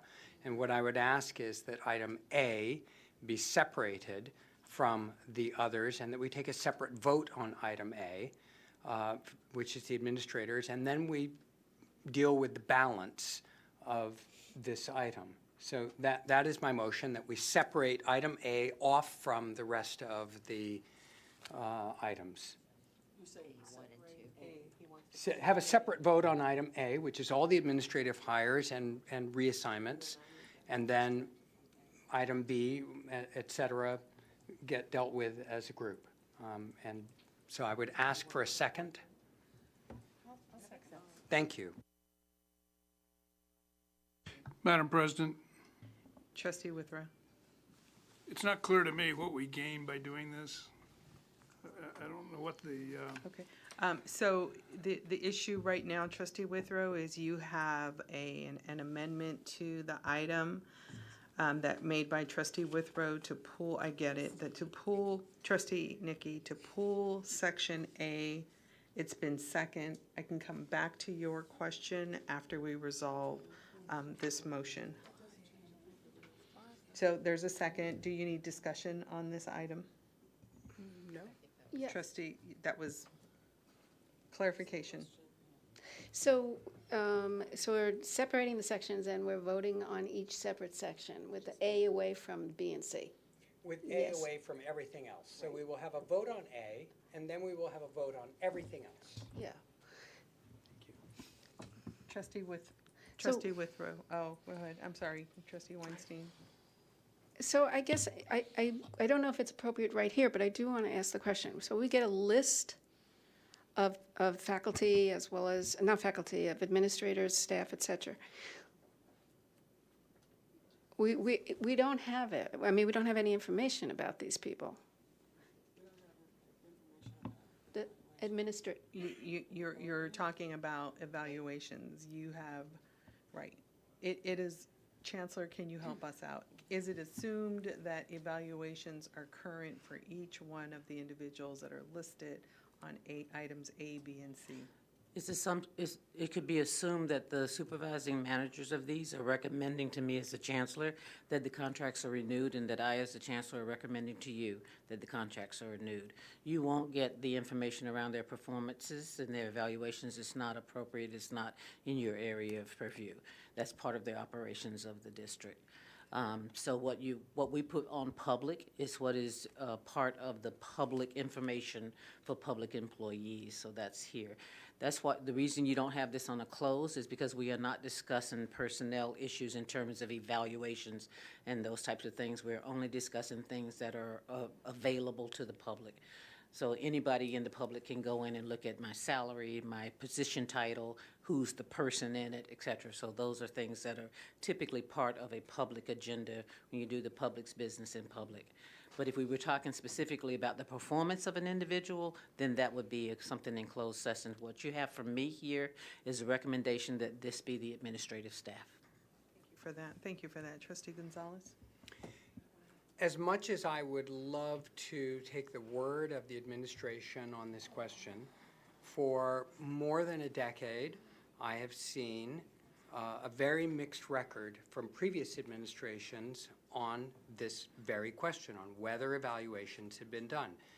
This chancellor has come to our district with a stellar reputation, but at this point we have zero track record on evaluations, and moreover, the ability of our district to function in such a way as to ensure that all administrative evaluations are adequately done. Until we see a track record of this, I would argue that in fact this is very much within the purview of the Board of Trustees, as it has been for the past 15 or 16 years here.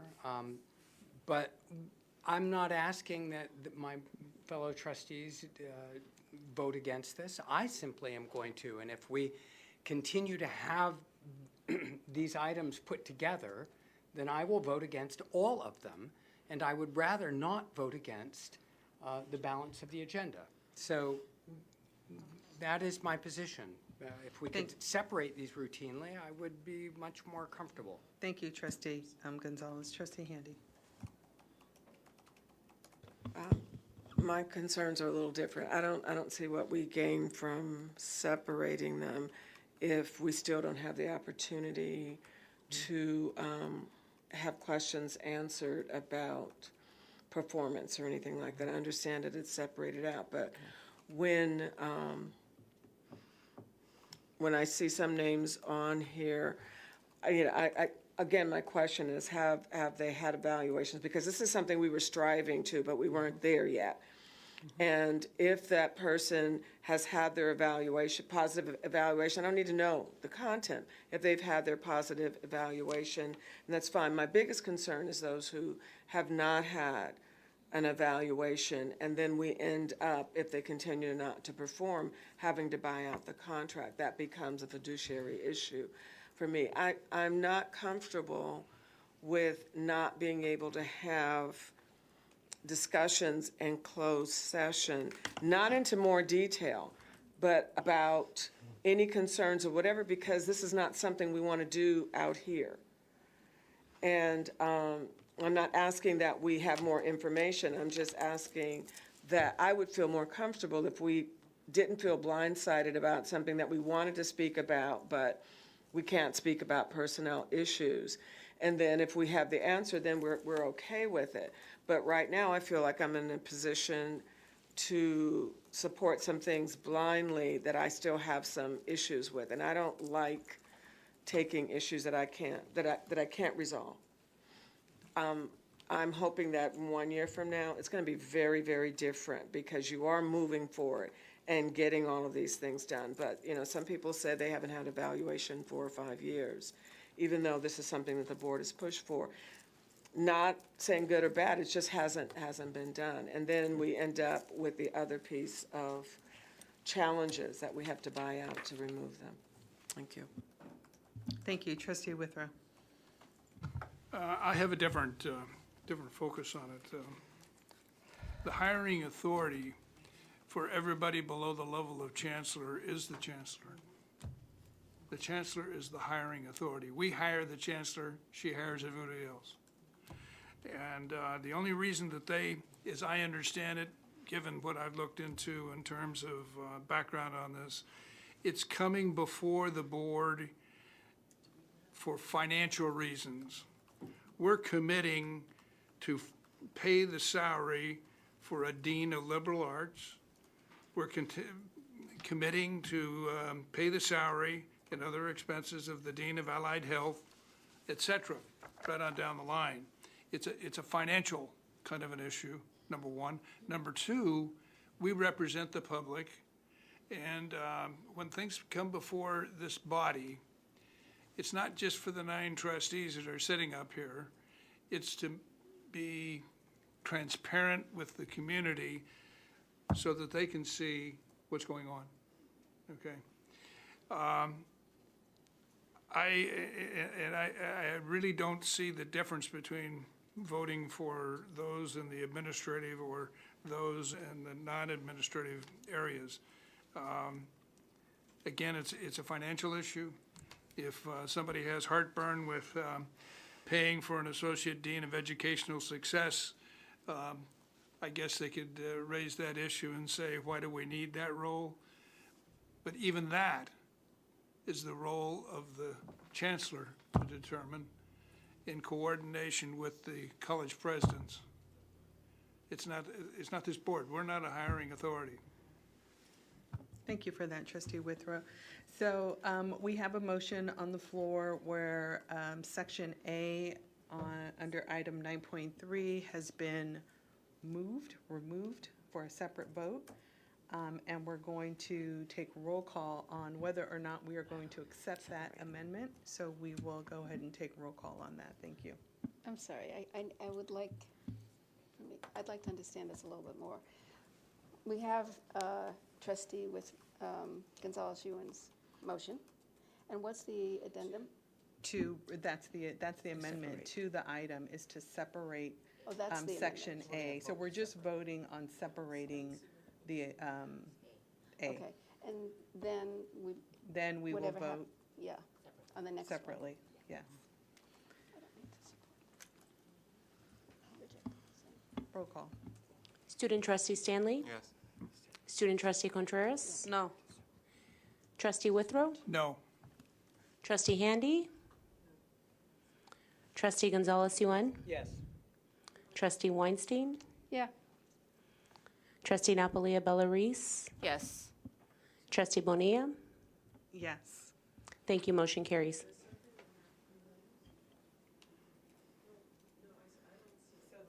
The motion carried? Yes. Okay, thank you.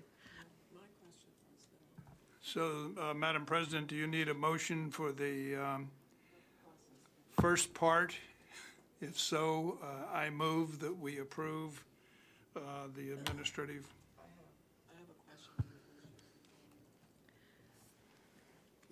That's okay. So we're still on the first section. We've just removed it. Now we're going to, Trustee Handy, now we're on just the amendment portion that we just approved, which is Section A. So now we're going to discuss just Section A. So we need a motion to approve Section A. Do I have a motion? Approve Section A. Do we have a second? Second. Second, and now we're going to have discussion. So now we can discuss the item. So my question is why, how we come to offer some people 2 years and some people 1, especially when I look at people who don't have negative evaluations, have been doing the workforce and actually carrying departments during vacancies. And then I see people who have had negative evaluations that have been moved to the side who are offering 2. So there's no rhyme or reason for me. And without getting into a specific person's name, that stood out for me. It's like, how did that happen in light of all of the accomplishments that are visible that this person has done, that would be 1 year as opposed to 2? Madam President? That's directed to the Chancellor. Yes, thank you. Yes. So yes, I do understand that it is hard or difficult for you to know specifically what goes on inside the offices day to day, or to have any idea of the performance. But actually, some of the decisions that we make are made are based on the fact that we are undergoing a reorganization. And in some ways, positions will be changed. Some people who are offered one-year positions will be recommended for higher positions. So it's not necessarily the case that we are making a recommendation based on a particular performance. You may see somebody who has a one-year position may have a very good performance. So I've asked the managers to recommend the renewal of the contracts in their particular areas based on the work that has to be done, based on the reorganization and the timing of the reorganization. So what you have before you is a combination of all of the different contracts that come from the managers. I've looked at those recommendations and I'm forwarding those recommendations to you. Thank you for explaining that. Trustee Gonzalez. I'll just remind this board that our current chancellor has stated a preference to do these items in open session, but has also said on numerous occasions that she would take these items to closed session if it were the will of the board.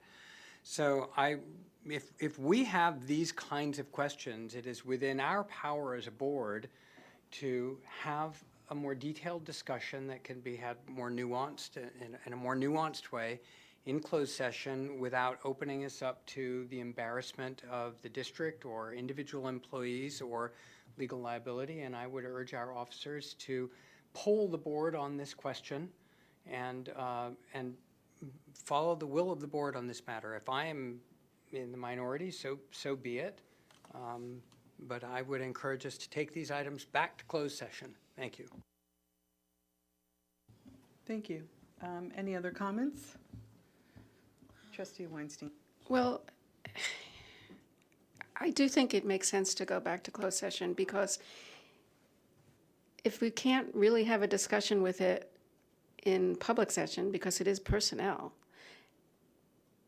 where else is there for there to be any comment, if not in closed session? And if it can't be done in closed session, then it can't be done anywhere. So I'm not really, so it seems like closed session makes sense. Yeah. Trustee Handy. Thank you, Trustee Weinstein. Trustee Handy. Was it me? Next. Yes, I think if this is something that we can come to the chancellor with just to state our concerns, we get an answer, we like it, we don't like it, that doesn't matter to me. I think what we feel is important is that we have an opportunity to express our concerns, and actually, like, you just gave me information that made me feel better about it. So I am good if that still stands, that if I see something like this that comes up again, then I will give a call or I will send an email and let that go. So then it doesn't weigh on me, and I feel like I've done my due diligence by understanding why something is such as this. And I don't know if that works for anyone else, but. Thank you. And so I will go ahead and roll call, please. Student Trustee Stanley? Yes. Student Trustee Contreras? Yes. Trustee Withrow? Yes. Trustee Handy? Yes. Trustee Gonzalez-Nguyen? I want to be really clear that this vote has nothing to do with my opinion about any administrator within this district, most of whom I have enormous respect for, the vast majority of whom I have enormous respect for, but I will cast a no vote. Trustee Weinstein? Yeah, I'm casting a no vote. Trustee Napolia Bella-Reese? Yes. And Trustee Bonilla? Yes. Thank you. Motion carries. Thank you. Now we will go back to the rest of the item. Move approval on the balance of these items. Thank you. I have an approval. Second. We have a second. Not seeing any discussion. We will take roll call. Thank you. Student Trustee Stanley? Yes. Student Trustee Contreras? Yes. Trustee Withrow? Yes. I'll get back to Trustee Handy, but Trustee Gonzalez-Nguyen? Yes. Trustee Weinstein? Yes. Trustee Napolia Bella-Reese? Yes. Trustee Bonilla? Yes. Thank you. And Trustee Handy? Trustee Handy, we're waiting for your vote. Trustees? Trustee Handy, we're waiting for your vote. Thank you. Yes? Thank you. Motion carries. Thank you. We will move to item 10.1, consider approval of resolution number 19/20-35 to determine that an emergency exists regarding existing electrical issues in Building F welding shop at Laney College and approval of emergency repair contract. May I have a motion, please?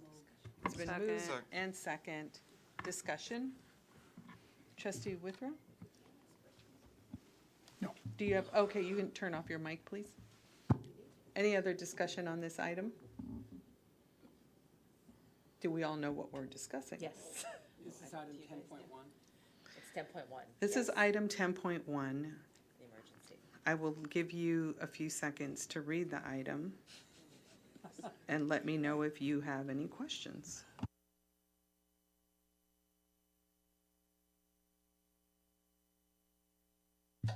Seeing none, we will do roll call. Thank you. Student Trustee Stanley? Yes. Student Trustee Contreras? Yes. Trustee Withrow? Yes. Trustee Handy? Trustee Gonzalez Yuan? Trustee Weinstein? Trustee Napolia Bella-Reese? Yes. Trustee Bonilla? Yes. Thank you. Motion carries. Thank you. Item 10.2, consider approval for resolution 19/20-34 for the Education Protection Account funding and expenditures for FY 1920. Madam So President, I'd like to move items 10.2, 10.3, 10.4, 5, 6, and 7, if there are no objections. Second. Okay, seeing no objections, we'll take all of the items. I need did we just get a second on that? Thank you. Withrow. And we'll go ahead and seeing no questions or comments, we will take roll call. Student Trustee Stanley? Yes. Student Trustee Contreras? Yes. Trustee Withrow? Yes. Trustee Handy? Trustee Gonzalez Yuan? Trustee Weinstein? Trustee Napolia Bella-Reese? Yes. Trustee Bonilla? Yes. Thank you. Motion carries. Thank you. We'll move on to Board of Trustee reports. We'll start with Trustee Weinstein. Yes, thank you. I had the opportunity to go to a journalism class at Laney College taught by Eleni Gastis. And I just want to give a shout out to those journalist students, the teacher. They were just absolutely terrific, highly motivated, bright, interesting. I mean, that newspaper is something we should be all proud of. And we really want to make sure, thank you, make sure that the community also reads the newspaper, because it's not just about the colleges, but it's about the community as well. And I was just, it made me feel proud to be a trustee, to be there. And also I got to see where people worked on the paper, and quite frankly, it's a beautiful office and it's a beautiful place to be, and very comfortable. So I really want to give a shout out to that class, to those students, to the people who are working on that newspaper. I'm sure you all know that across the nation, newspapers, college newspapers are being shut down for financial reasons. And I think that it's hugely important that we keep that newspaper going, because it speaks truth to power. Anyway, I want to thank the faculty for allowing me to sit in, and thank the students as well. It was just terrific. Thank you. Thank you for that. Trustee Gonzalez. Thank you. I had the distinct privilege earlier this month of leading the California Campus Camp. Student body president Williams mentioned this, and I'm flattered that he raised it up. But I'll just report that we had 70 students and faculty members and staff members from all over the state, including a huge delegation from the Los Angeles Community College District.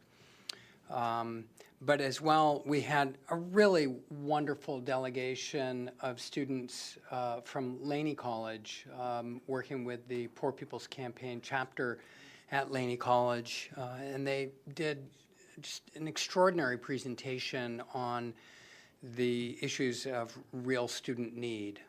Big shout out to Kimberly King, who advises that group.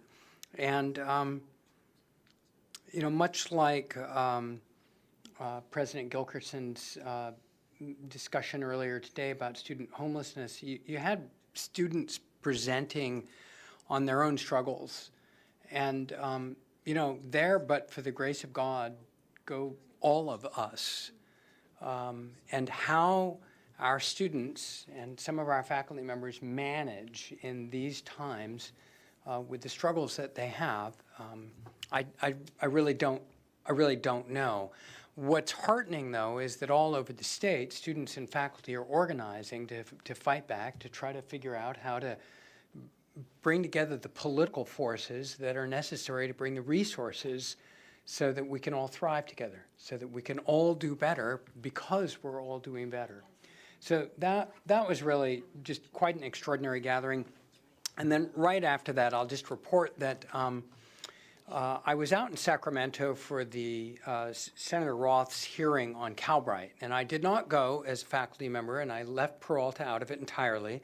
I mean, as a trustee, I left Peralta out of it entirely, but I did go and speak and listen to incredible testimony, and it was frankly the first time that the state chancellor really had to respond to serious questions about Calbright. There's a lot of rhetoric about supporting students through Calbright and how it was going to support all these underserved students. And really the data on the number of underserved students that Calbright is supposed to be serving is really shoddy data. It's not validated by any serious studies. And the extraordinary amount of money that the Chancellor's Office and the Board of Governors is pouring into Calbright is criminal, considering the crying need for the rest of us. So I'm really happy to say that it was a really good turnout. And for the very first time, I have some hope that the state legislature may bring some common sense to community college funding in relationship to this thing. And I think it is incumbent upon all of us who care about the community college system, and in particular the extraordinary work that our administrators and faculty are doing in the online arena to kill Calbright in its infancy here before it has a chance to do even more damage than it is already doing to extraordinary programs like we have up at Merritt College with our cybersecurity program. They are in direct competition with our cybersecurity program after explicitly saying they would not compete with any ongoing programs. So anyway, for those of you who were out there, thank you very much. I saw a nice delegation from Peralta as well. That's all I have to say. Thank you. Thank you, Trustee Gonzalez. Trustee Withrow? Trustee Handy and Trustee Brown and I attended the ACCT Legislative Summit in Washington, D.C. a couple of weeks ago. And we visited both senators' offices and Representative Lee, the Office of Veterans Affairs, among other things, working on nothing more than being advocates for the community colleges in general. I spent a 6-hour seminar workshop on advocacy, and the main thrust of it is how do you sell and advocate for community colleges. It sounds very simple, but once you get into it, as many of the speakers got into it, it's a very complicated subject. But it's something that obviously throughout the country, and certainly throughout the state of California, we've got to do a better job of advocating of what we can do and how we can do it, and communicating it to the general public. One of the things that a colleague of mine in New York came up with is what they call Student Outcomes Mobile Application Platform. Now, I'm sure my 10-year-old grandson could do a better job of explaining apps and whatever than what I can, but it's a program that is used back east at this point in time for apps that identify career patterns, they identify majors, they identify various courses in detail, the faculty.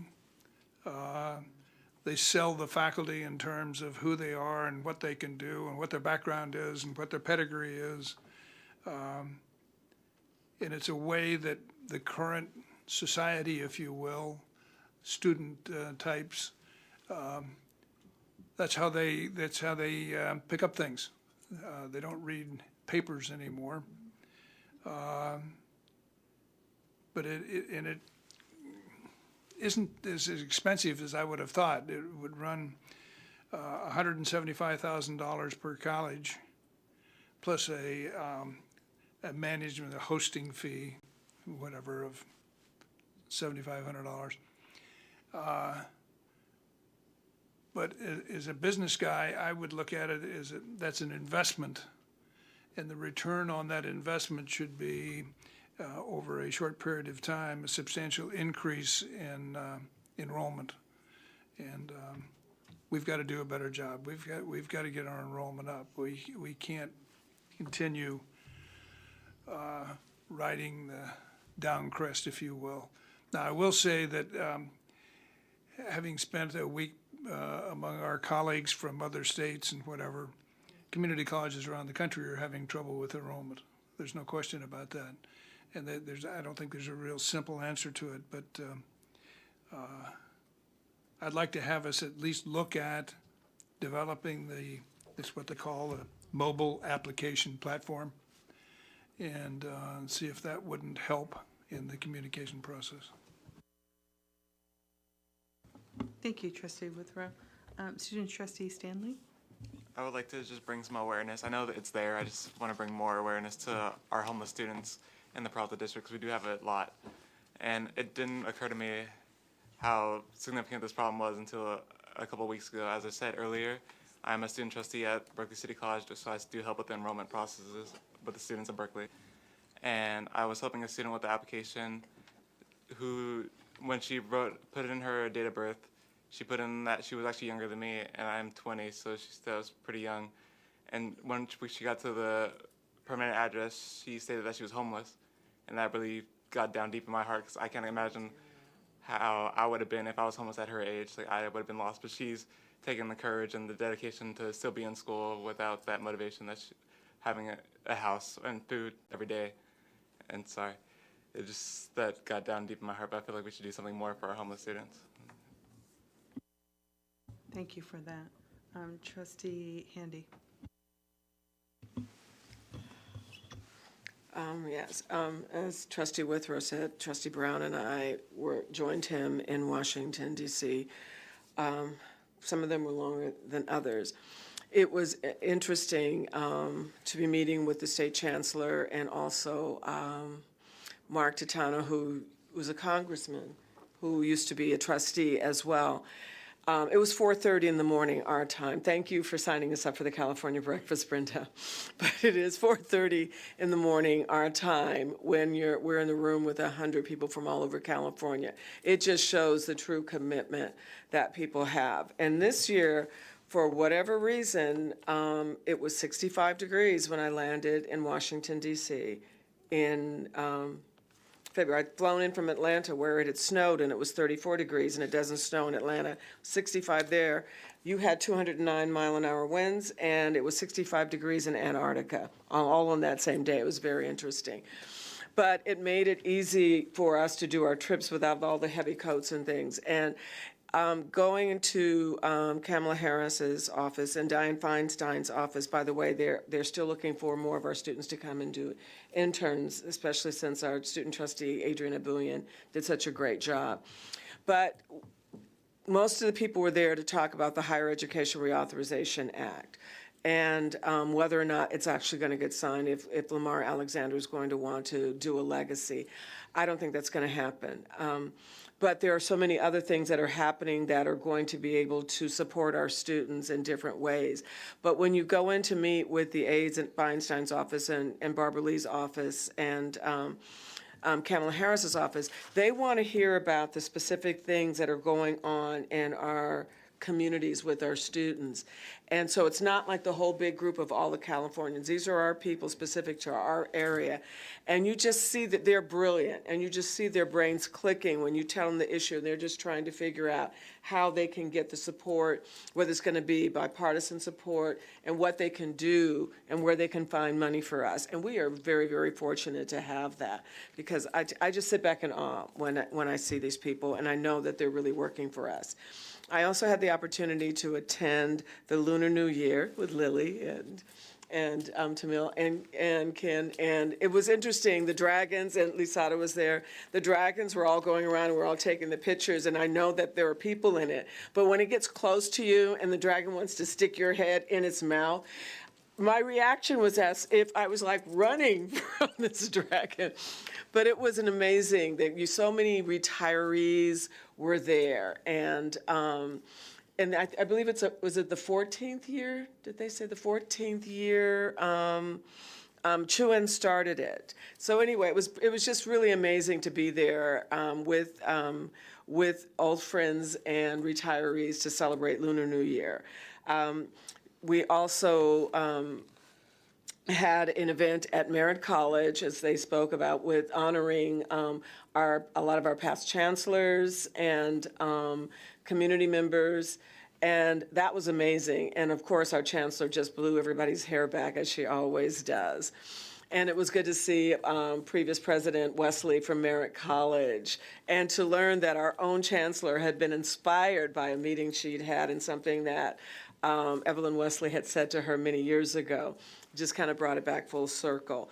And then the next event it was busy. The next event was Sunday, where again, our wonderful, wonderful previous student trustee, Adriana Bouyan, who left us and went on to Cal and then interned in the Dianne Feinstein's office, and then took a job with Gray, Greer, Shelby, and Vaughn. And many of you may know Melanie Shelby. But they decided to make a grant to our foundation for $15,000. That's $5,000 a year for the next 3 years. And that would be 3 students per year could get $1,500 of that. And it's included, what is included with that is internships for students who want to go into public policy. So to see our student go full circle and then to bring it back to us was pretty amazing. And I think that was it. Yes. Thank you. Thank you, Trustee Handy. Student Trustee Contreras. For me, I just want to really give a shout out to Laney College for you guys doing your part with Peralta College Foundation and in partnership with Comcast. It hits home differently when you have been homeless. And I understand that, also that some of our instructors are facing the same challenges.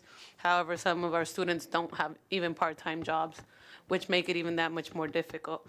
I just want to know, how is it that not just Laney, but every campus should have this program happening? Housing insecurity in the Bay Area is a real issue. And like Duell said, it does hit home differently when you see students saying they don't have an address. Right, so like I said, I want to applaud Laney College for doing your behalf on. But I feel that every campus at our district should be doing the same thing, not just Laney, because it's an issue that affects all our students. And you have to understand that all our students take classes at almost all the campuses. So I know I always take you to church at some point, but honestly, I feel that people don't know the struggle that people go through every day. So be kind to one another. Please, make this an issue where it doesn't just hit Laney, but it hits every campus. So when students do come here, they have somewhere or even somewhat to look forward to, be like, you know what, I've been here, but they're giving me an education. They're giving me the opportunity. And for me, this means a lot. And thank you once again, Tamil. Thank you for that. VP Reese. Not sure how many people know that ACCJC has a webinar series that they've started and are very, very excited about. And there are a few that I just want to call to your attention, especially since the colleges are starting their ISERs and are developing their ISERs, not starting, but developing their ISERs. So there is one that's specific to the quality-focused essay, so that might be something that you might want to look at. It was February 18, but it's still available. And then there are 2 other ones that are coming up.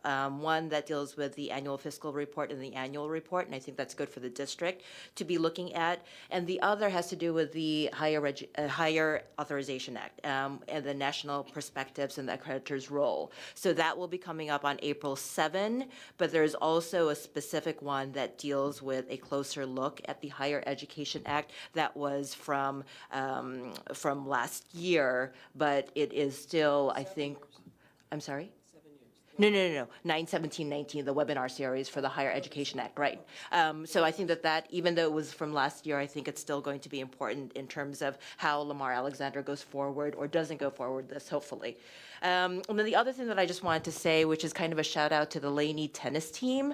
So my tennis team played the Laney tennis team, and the report that I got on my end was that your team was fierce. They were amazing. They knocked our socks off, and I was a little disheartened, but at the same time, closeted proudly. Thank you for that. And we will move into announcements. The next, two announcements. The Asian Pacific American Labor Alliance Group, APALA, will be having its 8th annual Lunar New Year celebration, and the district will have a cohort of trustees representing the district, and that is this Saturday from 12 to 2. And our next regular board meeting will be held on March 10th here in the District Office Boardroom. That's it. Madam President, that concludes the announcements for this evening. Thank you, and that concludes our board meeting. Thank you.